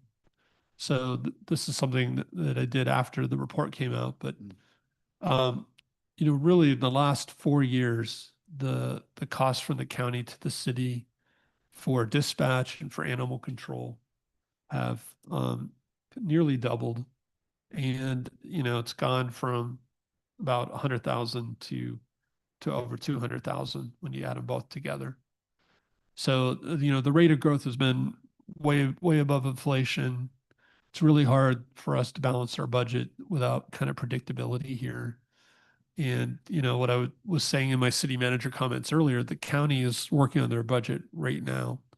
And I think Sutter Creek and the other cities, you know, we should have representatives at those meetings just kind of pointing this out so that we don't get a big bill, a big increase when we go to do our budget. Because it's just been really hard to plan for it, absorb it. So the county, and you have their proposals in the packet. They basically proposed two models. One was kind of the unincorporated county model, where we would get a level of service that the people in the county get. There are, you know, county officers that have fairly large geographic areas. They would add some more, and then that's what we call the unincorporated model. The community policing model would be to hire enough officers that it would be the equivalent of what we have today. Their proposal, they said it would take six officers. In both of those proposals, the county level, the first year they would have to recruit staff, train those staff, and equip those staff. And so the first year costs were higher than the second year costs. They didn't really provide a multi-year forecast, but they did say their labor costs go up 5% a year. And so even though the unincorporated county proposal, the first year is higher than what we pay now. Second year was a little bit less, but then over time, you know, their costs seem to increase much faster than ours. So even that unincorporated model looked more expensive over time than our current. Right. Not just the 5%, but also of note to me was the cost for the cars and that kind of thing, where it's, you know, every 3 years they're looking to replace cars, and that's an expensive proposition. Yep. Yeah, and so it's a little bit more detail on the county cost drivers. They also have a lot of specialized departments. So enough officer gets training and a specialization, generally their pay rate goes up. So, you know, the more of those specializations you have, potentially the more your labor force cost. We do get the benefit if we ever need these services, we can call on the county, but we generally don't use these kinds of services. They also have a lot more executive management. We have a great police chief, does a great job. They have kind of multiple levels of overhead. And then, like I said, they replace their cars on a 3-year cycle. You know, we keep our cars running as long as we can. And then another thing that I think may contribute is it's a little bit hands off. The sheriff, you know, separate from the county, but the county manages the budget. The county does the labor negotiations, and it's not clear how much of a constraint that is on increasing costs, benefits, and payroll. So we could probably stop there. If there are any questions about kind of the sheriff's proposals? I have a question with regard to the dispatch costs. Have you had a conversation with why it skyrocketed like that? Again, it's primarily labor. You need 24/7 for labor. It's not clear to me why it's gone up as much as it has. Is it fair to say that there was a change in their policy on how they allocate more rather than just the cost increases? It was sort of a decision, hey, we're undercharging these cities and we need to charge them more. Yeah. And they sort of rejiggered how they Right. So there was some really big jumps, charge. you know, 24 and 25. Well, from 23 to 24 was a big jump. Same thing with animal control. I mean, that used to be, we didn't pay anything for animal control. I shouldn't, when I say that, I don't want it to sound like we all residents of Sutter Creek contribute to the county budget by our economic activity. We all shop up at Sutter Hill outside the city. and that all goes into the general fund. So, And but they 20% decided property tax. because they were in a pinch that we need to start charging the cities. We can charge a city, so we're going to, is what, in my opinion, what it amounts to. Yeah. I think, Jim, in their proposal, it hints at that happening again too, in their conclusion. You know, historically, Sutter Creek Police Department has relied on the sheriff's office for assistance and specialized support. And then he goes on to, but today, in today's fiscal environment, you know, Yeah. I feel like they're foreshadowing more costs Yes. to come. I agree with that. I have a couple more comments, but before I make any of them, I just want to affirm or say, Jim, that this affirms what we've already been finding out since we started this ad hoc, that Sutter Creek runs a tight ship and, you know, there's no more cutting costs. It blows my mind that I know there's some explanation about why, but how it can cost the same to have such a minimal amount of service from the sheriff's department rather than running our own department. And I'm one of the people that wanted this information. And now we have it, but it raises some pretty legitimate concerns for me regarding our budget for other services with the sheriff's department, but it affirms the job that we're doing ourselves. And I want to chime in. Thank you, Claire. One thing that was disturbing to me was that the officers that we currently have through Jim's department, there's no guarantee that they would stay on by transferring over to the county. So we would lose those people that know our town. And that I think is an immeasurable cost that can't be made up. So if you guys are ready, we could switch over to Amador City. Well, I'm not quite ready. Okay. Yeah, I have a question. I think this proposal is a bunk deal and we don't want it. That's for sure. But I do want to follow up with some questions that this proposal raised for me about our billing. And I'm not sure the best way to do that. I drafted a letter because I wasn't quite sure how to do this, that I thought I could send to our ad hoc committee.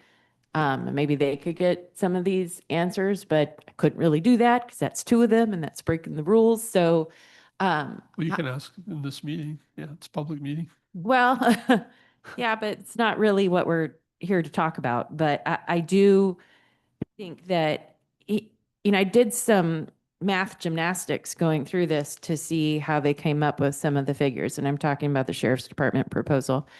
And, if you look at, it looks like they went strictly on the population of Amador City versus Plymouth versus Sutter Creek.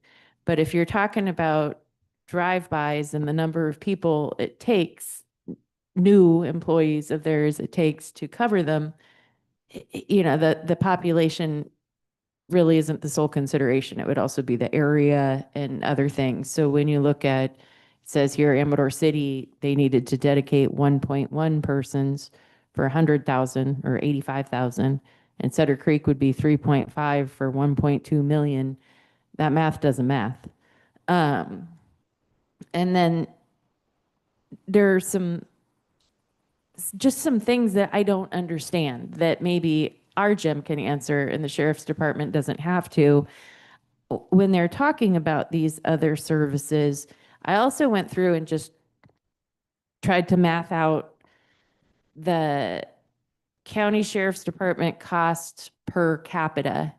If you take out the cities, Jackson, Ione, and Sutter Creek that have their own departments, is on one of these pieces of paper, $803 a person, which is crazy. If you add in the cities, those three cities, it's $466 a person. And then if you look at what their rate is to Amador City and Plymouth and Sutter Creek, or their proposed rate, it's close to what we pay. I think, what are we, 300 and something? Is that right? Yeah, so it came in around there. So I think that might be, how it's considered, but we've talked about this before. Jim's brought it up before when animal control became a cost. Are we looking at double taxation for some of these things? Because we are residents and constituents of the county and the sheriff. And if you look at our property tax, Jim was exactly right about where we spend our money, especially if you look at Martell. All of that goes to the county. But we only get 4% of Sutter Creek residents' property tax in the city, and 20% of it goes to the county. So I think we need to educate ourselves. I think Tom's right. We need to go to those county supervisors meetings. And I think that he said pretty clearly in here that we should expect more costs. And I don't know what they're going to be. If we're going to have to pay if they bring in their water rescue team, I'm okay with that. I think we're all right. But, if we have to pay just an annual service to be able to use detective services or SWAT or, I don't know enough to even ask the appropriate questions, but I do feel very concerned. And this proposal made me more concerned. So I think we need to be proactive. And to Tom's point, it's budget season. So I don't know the best way to direct these questions to you or the sheriff or how we should proceed. Or if the council has any of these questions too, and, wants to go down this road. So can I respond to that? Sure. So you brought up the water rescue team and detectives and all that, and I can tell you historically, we have not needed water rescue. Now that we've said it, we might, who knows? But the other services that the sheriff's department has since I've been here, when we've needed their help, and it's not all the time, we really rely and interrely with Jackson more than anybody else just because of proximity. The sheriff's department has been quick to help me, help our department with, doing a surveillance on something, working together on a case. We did that recently with a case here in town, and it worked well, and there was no exchanging of bills to see, okay, we did surveillance for you and you did it for us, so you owe me $500, I owe you $1,000. It was just help each other out. That has been my experience since I've been here. My relationship, our relationship with Sheriff Redmond, he wants to help our community. He's got costs like we do. Their dispatch center, I think Tom is right. It has to do with increasing, labor costs. We've talked before about, could we do our own dispatch center? It's all labor. We could buy the stuff to do it. It's labor. So they've been a good partner. I don't anticipate, I don't know that getting a bill for something minor, some minor backup stuff, that's a slippery slope. Well, that's good to hear that the relationship is like that, but Sheriff Redmond's not making these decisions on how this billing is going. That's the county. Tom just pointed that out, and he's not directing his own budget, really, if I understand correctly. So are we gonna, we don't have a jail down the road, or Jackson and Plymouth and Sutter Creek gonna have to pay some annual fee for jail services or There are, court or bailiffs or, the rest of it? I don't know. I would hope not. I mean, that'd be a huge change of how we've all operated, recently since I've been here. So you've all been here much longer than me. That's a huge change in how public safety would go. Most places don't bill for mutual aid types of things. We pay for dispatch, and we pay for animal control. And I agree when you said the But double we billing. didn't pay for animal control until Before. 2 years ago. Correct. And that's because they wanted to add staffing. I mean, I've got reports back and forth from their director, and they were adding folks, and folks cost money. I think the sheriff and everyone else up here, you've got to pay for labor, and to get people up here, sometimes you pay bonuses. And I don't think that's unreasonable, but it's being transferred to us, and dispatch fees are high. We've got a good indication about what it will be coming up for this budget season. I've shared it with Tom. It's not like a hard and fast thing yet. It's a raise, but it's not, 40% like some folks had thought. So it's manageable. But in the end, they're a 10th, dispatch fees are a 10th of my budget, pretty close to a 10th of my budget. It's a lot of money for things I don't control. But I think we just have to figure out how to raise money or start our own dispatch center, and raising money probably is the wiser choice to me. Any questions for me? Okay. Tom, could you refresh my memory? Was there, with any of those sheriff's models, the county or the full force model, was there an extra cost for events? Yes. They said Yes, there it would was. be. There was, It right? wasn't There not was. included Yeah, in the I just- proposal. Right. That's what I thought. So with regard to wanting to be more proactive with the county budget, should we appoint a committee to do that and identify which meetings and what tables that we should be at? So we're not just getting handed these bills, because right now we just get the increases without conversation. Well, there's a lot of conversations, but we don't have a lot of leverage. So do you think that we should try and get someone at that table from council? So what's the most effective way for us to communicate our concerns and have an impact? And this would be with the Board of Supervisors. Yeah, and really identify what we're paying into with regard to property tax, and then sales tax would be harder to identify, but with regard to our population and where in the budget it's being assigned that we have to make up the shortfalls.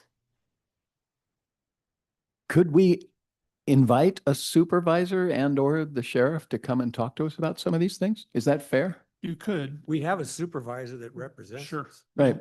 but like I said, it's all happening in real time. And yeah, it's moving pretty quickly right Yeah. now.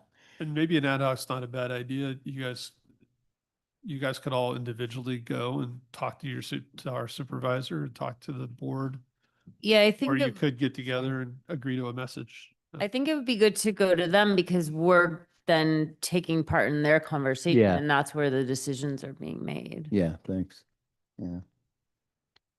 So I guess that's a pledge from each of us to, contact our supervisor and.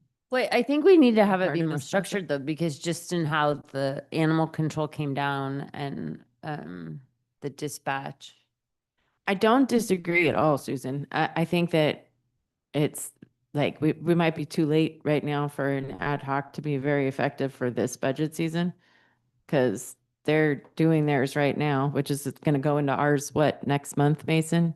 And we can't assign an ad hoc committee tonight. And then, I think that's a great idea going forward, to be proactive about this, but I think we're at, like Tom said, it's going in real time right now.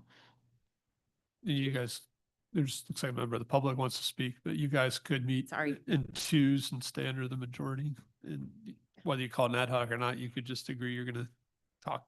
That's true. And Yeah. what meetings need to, like, where do we need to The be? Board of Supervisors meeting. Just at the general? Yeah, I don't know if they have other finance committees or. Peter? Go ahead.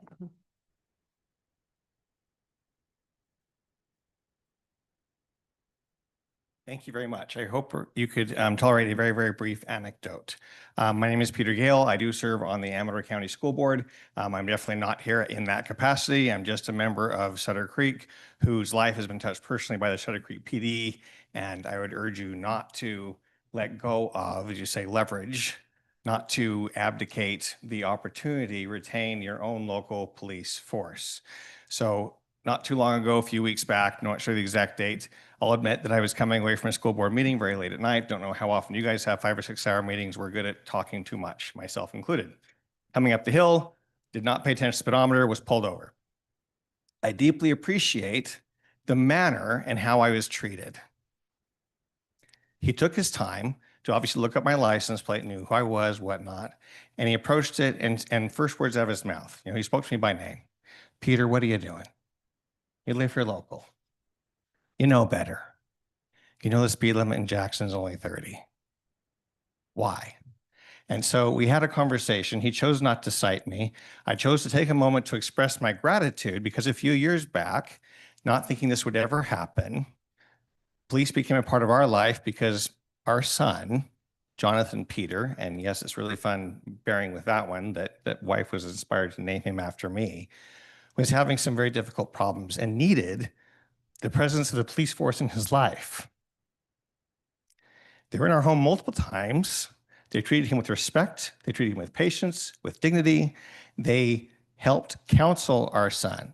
Now, I could pretend that it made everything all better. It didn't. He still has had his struggles and different things like that. But their approach they took mattered. And I think that's part of the culture of who they are and what they've built.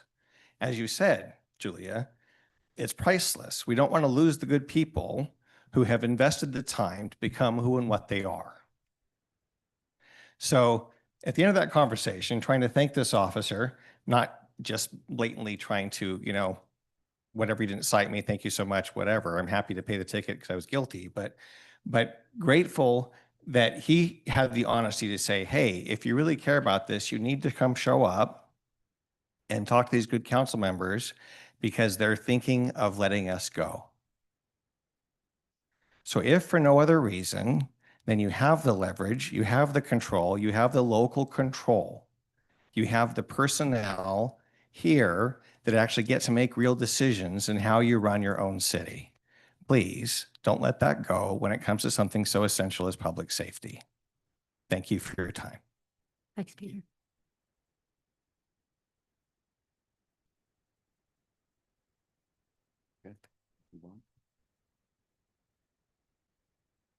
Okay, guys. So let's move on to Amador City. Sorry. Yeah. So let's look at the other side. What can we do to bring in some more revenue to help fund our police department? Again, this has come to you guys several times. You guys authorized me to go talk to Amador City. They formed an ad hoc, met with our ad hoc twice, and we discussed what it would look like for the Sutter Creek PD to also be police officers for Amador City. Currently they pay $100,000 a year from a state grant. We presented at a council meeting. Sheriff Redmond also met and presented at a different Amador City Council meeting. And, I think both police departments could provide this. Amador City is a very safe place. It really came down to the difference between, again, kind of this unincorporated model and a community policing model, where with a Sutter Creek police force, we would patrol the city multiple times a day. Our police officers would walk down their main street. We would be at their events. We would be at their council meetings if they needed us to be. And we would also leverage our volunteers and our police reserves, which is really another way we keep our costs down. The county doesn't leverage that as much. And so, this really summarizes what's in the report. We talked about providing daily patrols, that we would prioritize calls based on the urgency of the issue, not the geography. So, we wouldn't ignore Amador City because there was a Sutter Creek call that came in.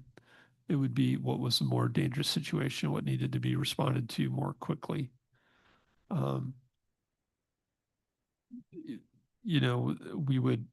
There's all the various terms of an agreement. They asked if we could do a kind of pilot in the first year where they could decide to terminate, I think, within 3 months of that first year. But then after that, it would be a multi-year agreement, and they would have to give us a year's notice. And then Amador City does have a contract with the county. It does require a 1-year notice. So I wrote the report with the idea that they would make a decision now. We would create an agreement, and it would go into effect in July of 2027. I think there is a possibility that Amador City could ask the sheriff to waive that 1-year time period. That's really between them and the sheriff. So Amador City does, out of this $100,000, they do pay their dispatch fee based on their population. It's about $15,000. That will go up over time. And so, you know, the sheriff has said that he doesn't intend to raise their rates, but over the years, you know, kind of something we'll have to give, I think.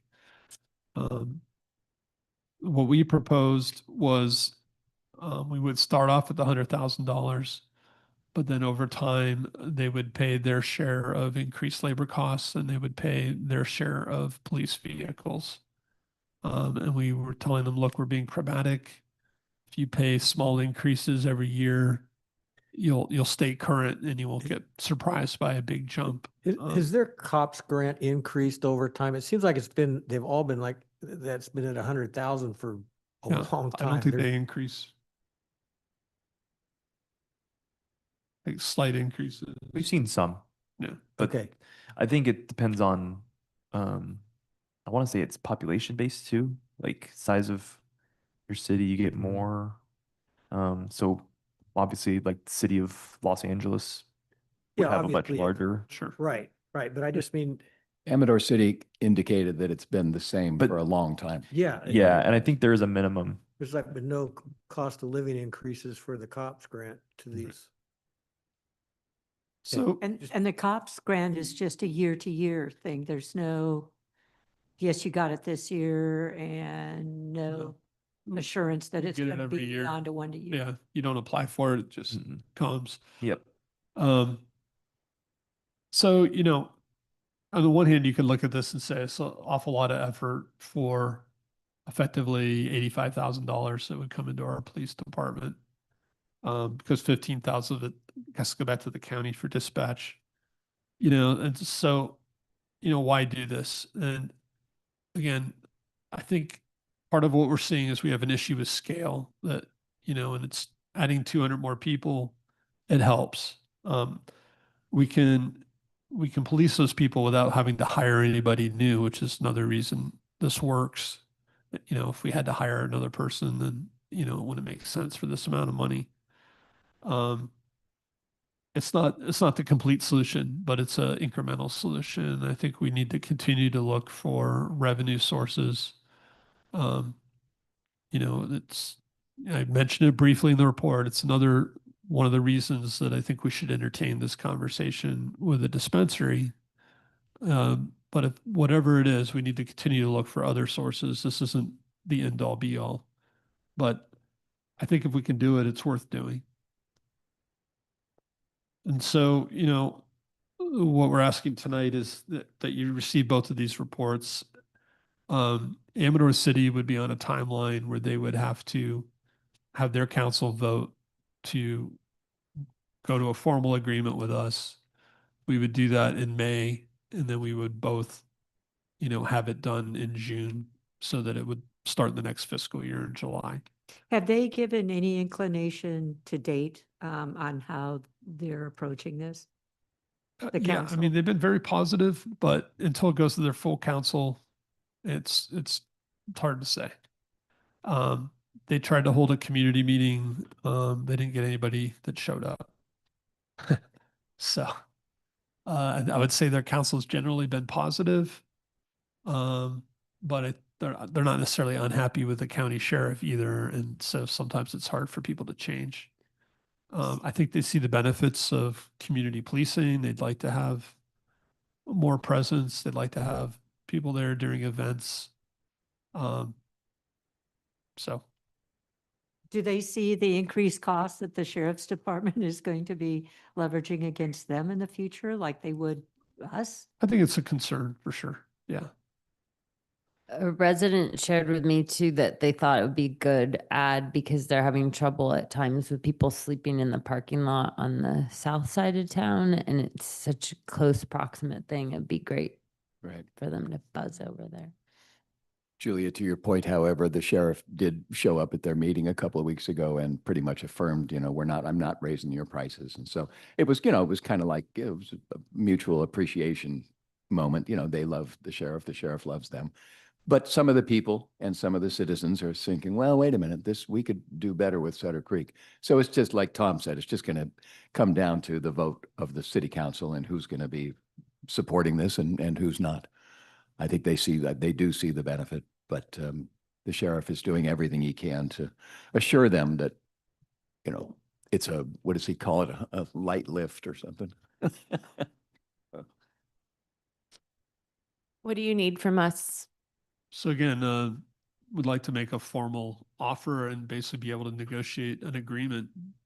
Yeah. There's not a lot of time. So basically we're asking you, based on the kind of the outline of the terms, we would go to an actual agreement with Amador City. Would that be, as you said, like a 3 to 5 year term? Yeah, again, I think once we get by the initial year, it would just continue to renew annually, you know.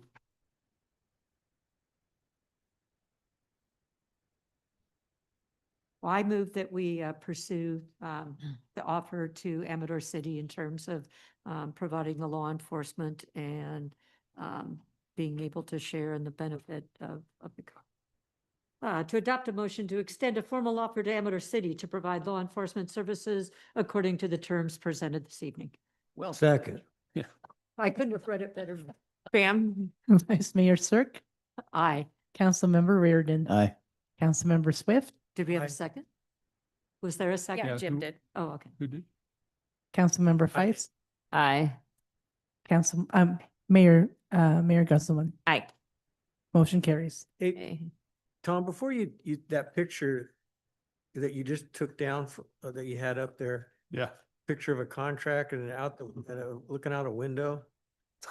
Was that AI generated or? It was, yeah. That was cool. I mean, This whole presentation, the images were hilarious. I toned them down. I just tried AI for this presentation. I mean, that looks like it. I didn't know if you guys noticed this Yeah. picture. Yeah. Um, Okay. Yeah, I like the duck. every image was in a different style. But this one, it's Yeah. kind of cool, right? So Yeah. it's, yeah. Right. No. Okay. Yeah, okay. Hey. Thank you. Mason. Thanks for sticking around, everyone. Yeah. Yeah. Sounds like you have a fan club here. You're the highlight, so. I guess so. So we did a pretty good we had a good discussion in February about the city revenues, particularly the big 3 categories that we like to focus on every year in budget season, and had a good talk about how they're doing so far for the mid-year. And we promised to bring back the other half of the situation, which is always the expenses. This is that report to you guys. I've been Jim and Dan and we've been going over some of my informational reports that I bring to you every second meeting of the month, and how I can better make those useful to you guys. And one of the points that we talked about was a more like overhead look, and then if we need to drill down, we have the ability to drill down if the need shows itself. I tried to incorporate some of that discussion that we had into this report. So I wanted to do kind of like a overarching fund analysis. And as you probably read in there, I did break down some specific accounts that I wanted to highlight that are typically big players when it comes to each fund themselves and how they're doing. I also mentioned that we did mention previously that we would be doing some budget amendments as well based on certain account performance in each fund. As usual, some account, we try to use the crystal ball and see what's going to be a year from now, performance-wise, what we're going to be spending our time doing. Things happen. Some things have more activity than we predicted and some have less. So we'll shift some money around as needed to fit that activity for the year without having to spend more money. Typically, we can have the same pot of money that we're going to spend, just shift some money from different places, which is what we did tonight. That's what we're proposing. So we started with the general fund. That's the big one. Overall, we're looking on a fund basis. It's a lot of this. I think the common theme is the timing of when we spend the money. We may not actually be over budget. We might have just spent a bunch up front and it looks like we're over, but we expected to spend that earlier in the year versus later in the year. And that's a big part of what our wastewater discussion.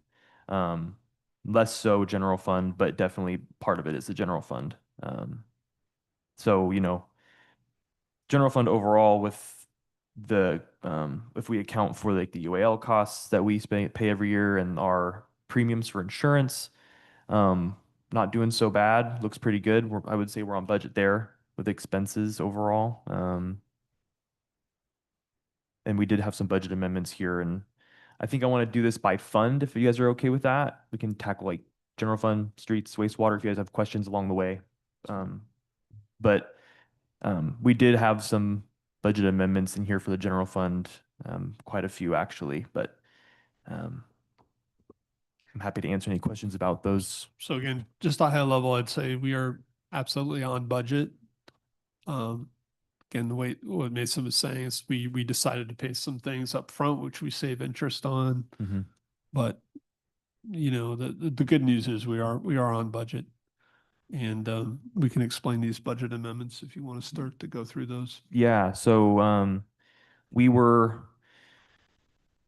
spent most of the beginning of, most of the year down an officer in the police department as we recruited. So we spent a little more than we had anticipated in overtime. And so we're just shifting some of the salary money that we had budgeted over to overtime to cover that for the vacant position. In each and every one of these budget amendments, I think it's true that there's no additional money being asked for or anything else. It's just moving dollars around to reflect reality. Correct. And Yeah. so So it's well done, and it makes perfect sense. Yeah, I think that, and maybe I'm stepping out of turn, but to spare you, Mason, this was well done and thorough, and I think we can see what we got here. I had 3 questions really that maybe if you start with some of our bigger questions, we might get through this faster. If anybody's interested in that. I can do it that way for sure. Yeah. Okay, instead of going step by step, because you've done a good job and I Yeah, think we see sure. what's in front of us. It's very clear. It's very well laid out. Okay. I'll start because I'm already talking. I How she did that? just wanted to confirm there are 2 things that I understand that we may be carrying over budgeted expenses for just because we haven't done the work. Mhm. And that would be paving stuff Yep. with the water agency Yep. and then the Henderson Dam. Correct. Okay. Now And Henderson Dam, we don't know the well- answer to that really.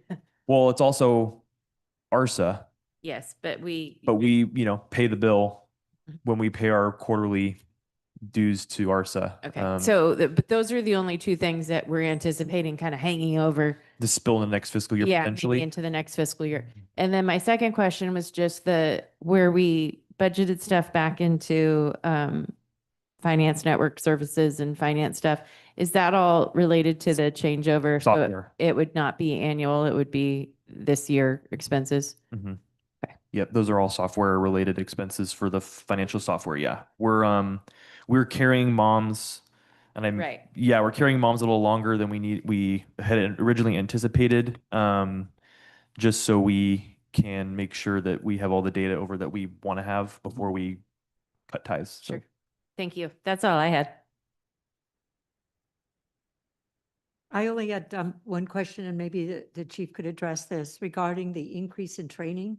I'm not opposed to that for moving money around for increasing the training amount. My question is, with Danco coming in, would that training include some of the extra care or approaches that are going to possibly be required by our police force, our officers, once the Danco is up and running? So there's training specific to dealing with folks with special needs. Regarding this request that I asked the city manager for, no, this is for something different. This is leadership training, career development. My job is to train my replacement, and I want to train him, and not that I'm leaving anytime soon unless you're tired of me, but we want to help develop him. So what I've asked for in this request is specific to leadership training. Down the road, there is training that we do every year in terms of how to deal with folks with special needs. Because that was one of the, it stuck in my mind that when this project, is fulfilled, that it would potentially require more training on behalf of the police department on how to approach some of the issues that may come up. We typically do that, every year, every other year. Okay. So we have that training, but Okay. this particular request isn't related to that. Oh, okay. That'll be next time. But we did need to make a change to this, so it was, Jim had requested this additional training is going to be $3,000, not $1,000. Right. So this table should take 3,000 from Yes. equipment and put it into training, not Yeah. 1,000. So when you make your motion, we might want to correct it. Oh. That was a amendment that we had discussed after this had been put in the packet, but we wanted to introduce it tonight, per your request. Yeah, and I don't think I was very clear. I could have been clearer in my request. So I looked back at my request. It was very imprecise. So what they put in there is what it sounded like I wanted, but it wasn't. So that's on me. Jim, will you stay 1 minute? Yes. I don't, I'll just say, with regard to budget and training, since we're talking about both, do you anticipate if there were to be a dispensary, that would be an added enforcement? Do you feel like that would be significant for you all? There are definitely additions to our responsibilities that would come with the dispensary. And I don't think this is the right time at all. I want to answer your question. Since this has been an idea. Generally, I guess I was. Generally, absolutely. And I've had conversations with 2 police chiefs who have dispensaries in their city and the sheriff who has one in an unincorporated portion of their responsibility. And there will be more for the police department to do and to know and be prepared for. Yep.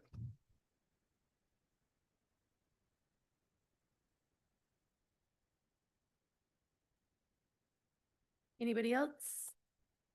Dan, it looks like you got something for me. It's my same old comment, Okay. Mason. Yep. Just to encourage you now as we go into this new budgeting season to use all this knowledge in terms of when is stuff really going to happen. Yep. And not be afraid to, take a shot with some of that stuff so you don't have to write these long explanations about, we thought we would do it this, but we did it. I mean, I know you can't always tell, but anytime you can, go ahead and give it a shot. Yeah, I and encourage you to do that. When Tom and I were writing the staff report, we started to feel like maybe some of this really detailed commentary about certain things, what makes they cost, when we paid for them, and why it looks a certain way. It seems redundant, but I wanted the detail in here because the way we've built the budget, at least myself and Tom, before, doesn't account for the seasonality. Seasonality, of course. Right. And so, yes, my goal for this budget season is to definitely, for things that I know when they hit, particularly revenue. There are some expenses for sure, but revenues as well on both sides. Absolutely. I know when Property they hit. tax. Yep, property taxes, UAL costs, the RMA, big Sure. premiums up front. Yep, all that stuff. I know when it comes, so we can account for that in the budget by month to month, and so we can see this stuff. And that we've been talking about when I do my informational reports, when we have that data in there in that way, hopefully it gives some more useful data. Like, here's for most of the year we spent all this right now. Did it happen? Yes, it did. Great. Now we know where we're at. Exactly. Yeah. Yeah. Beautiful. Thank you. For sure. Yeah. I think it's a great tool we should leverage. I just want to say thank you and for doing a good job. Thank you, Mason. Appreciate it. I appreciate you guys. Thank you very much. Can we make a motion to approve the budget amendments if there, did the public have any questions? Can we approve them at once with that one change? Yeah, so change budget amendment number 5 to be 3,000 to and from, and then everything else is the same. So I'd move to approve the budget amendments, including, Tom, what is it, number 5? Number Be 5. 3,000 to and from. Yep. So with that modification, I'd move to approve. And to accept the mid-year Report. review report. Thank you. So moved. Second. Pam, we have a motion and a second. Councilmember Reardon, Aye. Vice Mayor Cirque, Aye. Councilmember Feist, Aye. Councilmember Swift, Aye. Mayor Gunselman. Aye. Motion passes. Thank you, guys. Thanks, mate. Thank you, Mason. Thanks, Mason. Okay, mayor and council member reports. Anybody? Real quick from the Air Quality Board, discussion about the waste bin. Yes, the waste bin is back, the green waste bin at the firehouse. There is no long-term contract, and so I think at a future meeting, we're going to be talking about trying to have a contract between the Air Quality Board and Republic, which supplies the bin because right now they could pull it anytime. It's a month, literally a month-to-month service. And so I think we're going to try to go down that road. The other is trying to maybe find other ways to supplement, to offset Republic's costs, putting in a drop box, putting in a voluntary fee within the a letter, something like that. The other was that there is still the grant available for replacing gas-operated small tools and replacing them for a rebate for electric replacements. And that is still available, and that grant is still available through our county. So back to the waste bin, my understanding was the county budget air control folks only cut it out for the 3 months this winter, and then Republic supplemented that. Correct. So when you're talking about no contract going on with Republic, there wouldn't need to be because they were just covering it for this winter. No, Is no, that- no, but now where it's active in Republic, to make sure that we have a long-term agreement with For them. next winter? Correct, or- okay. correct. Or even for now, we For the have, whole year, right? They're paying Yeah. now, these 9 months. yeah.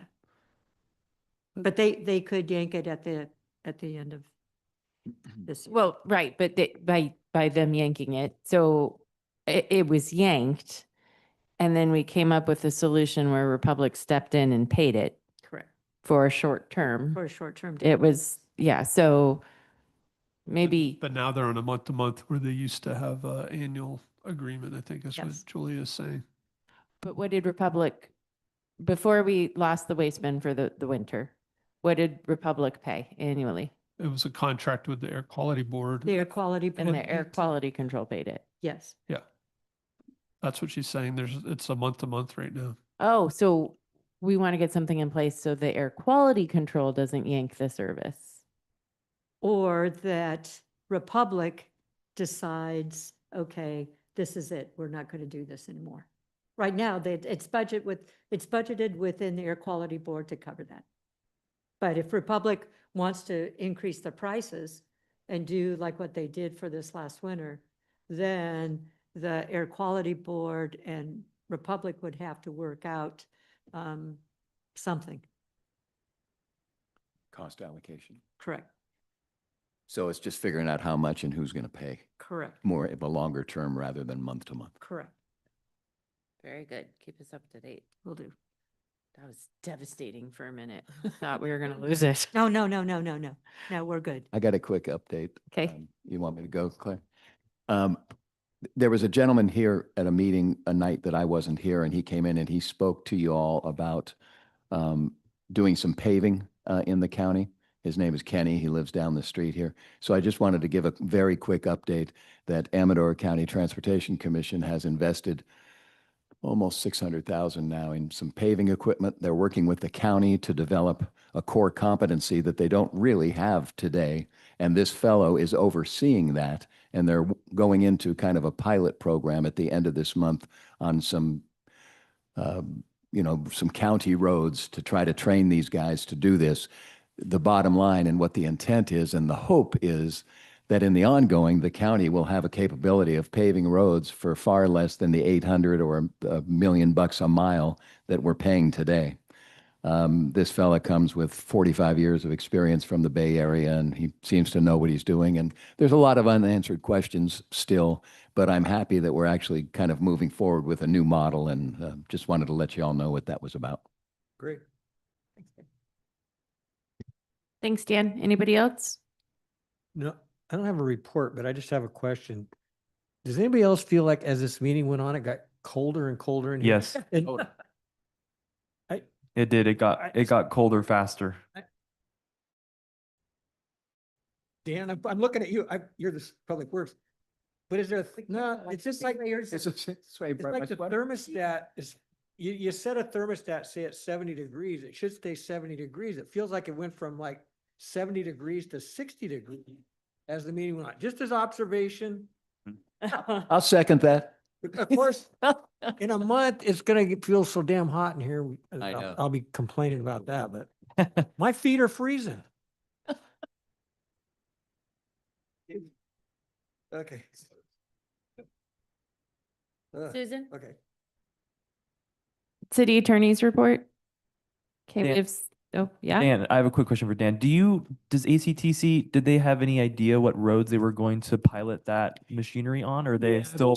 there's a list, and let me bring that to you offline. I can't remember. I'm just exactly, curious. But yeah, one of the things that this fellow is going to do, however, is, the road that we're going to do right down here and that they're, ACTC is funding.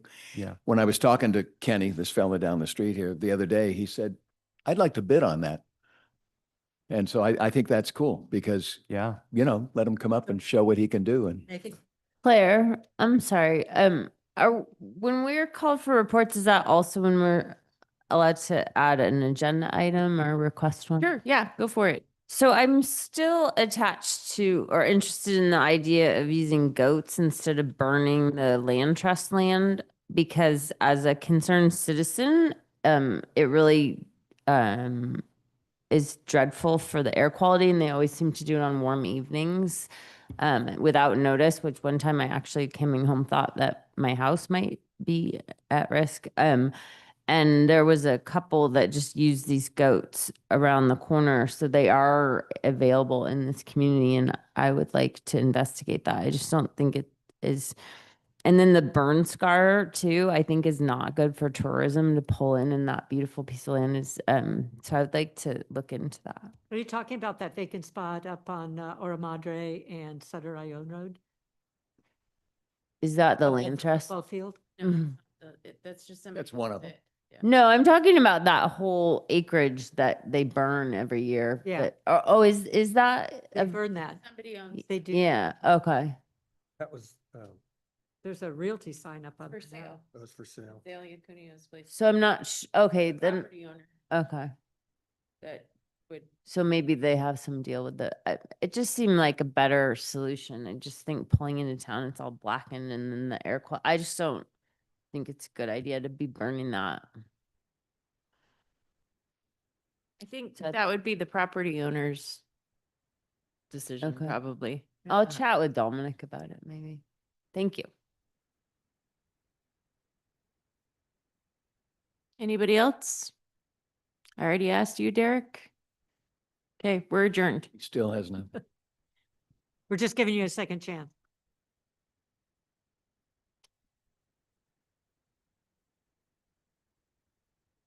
Would you be willing to go, what?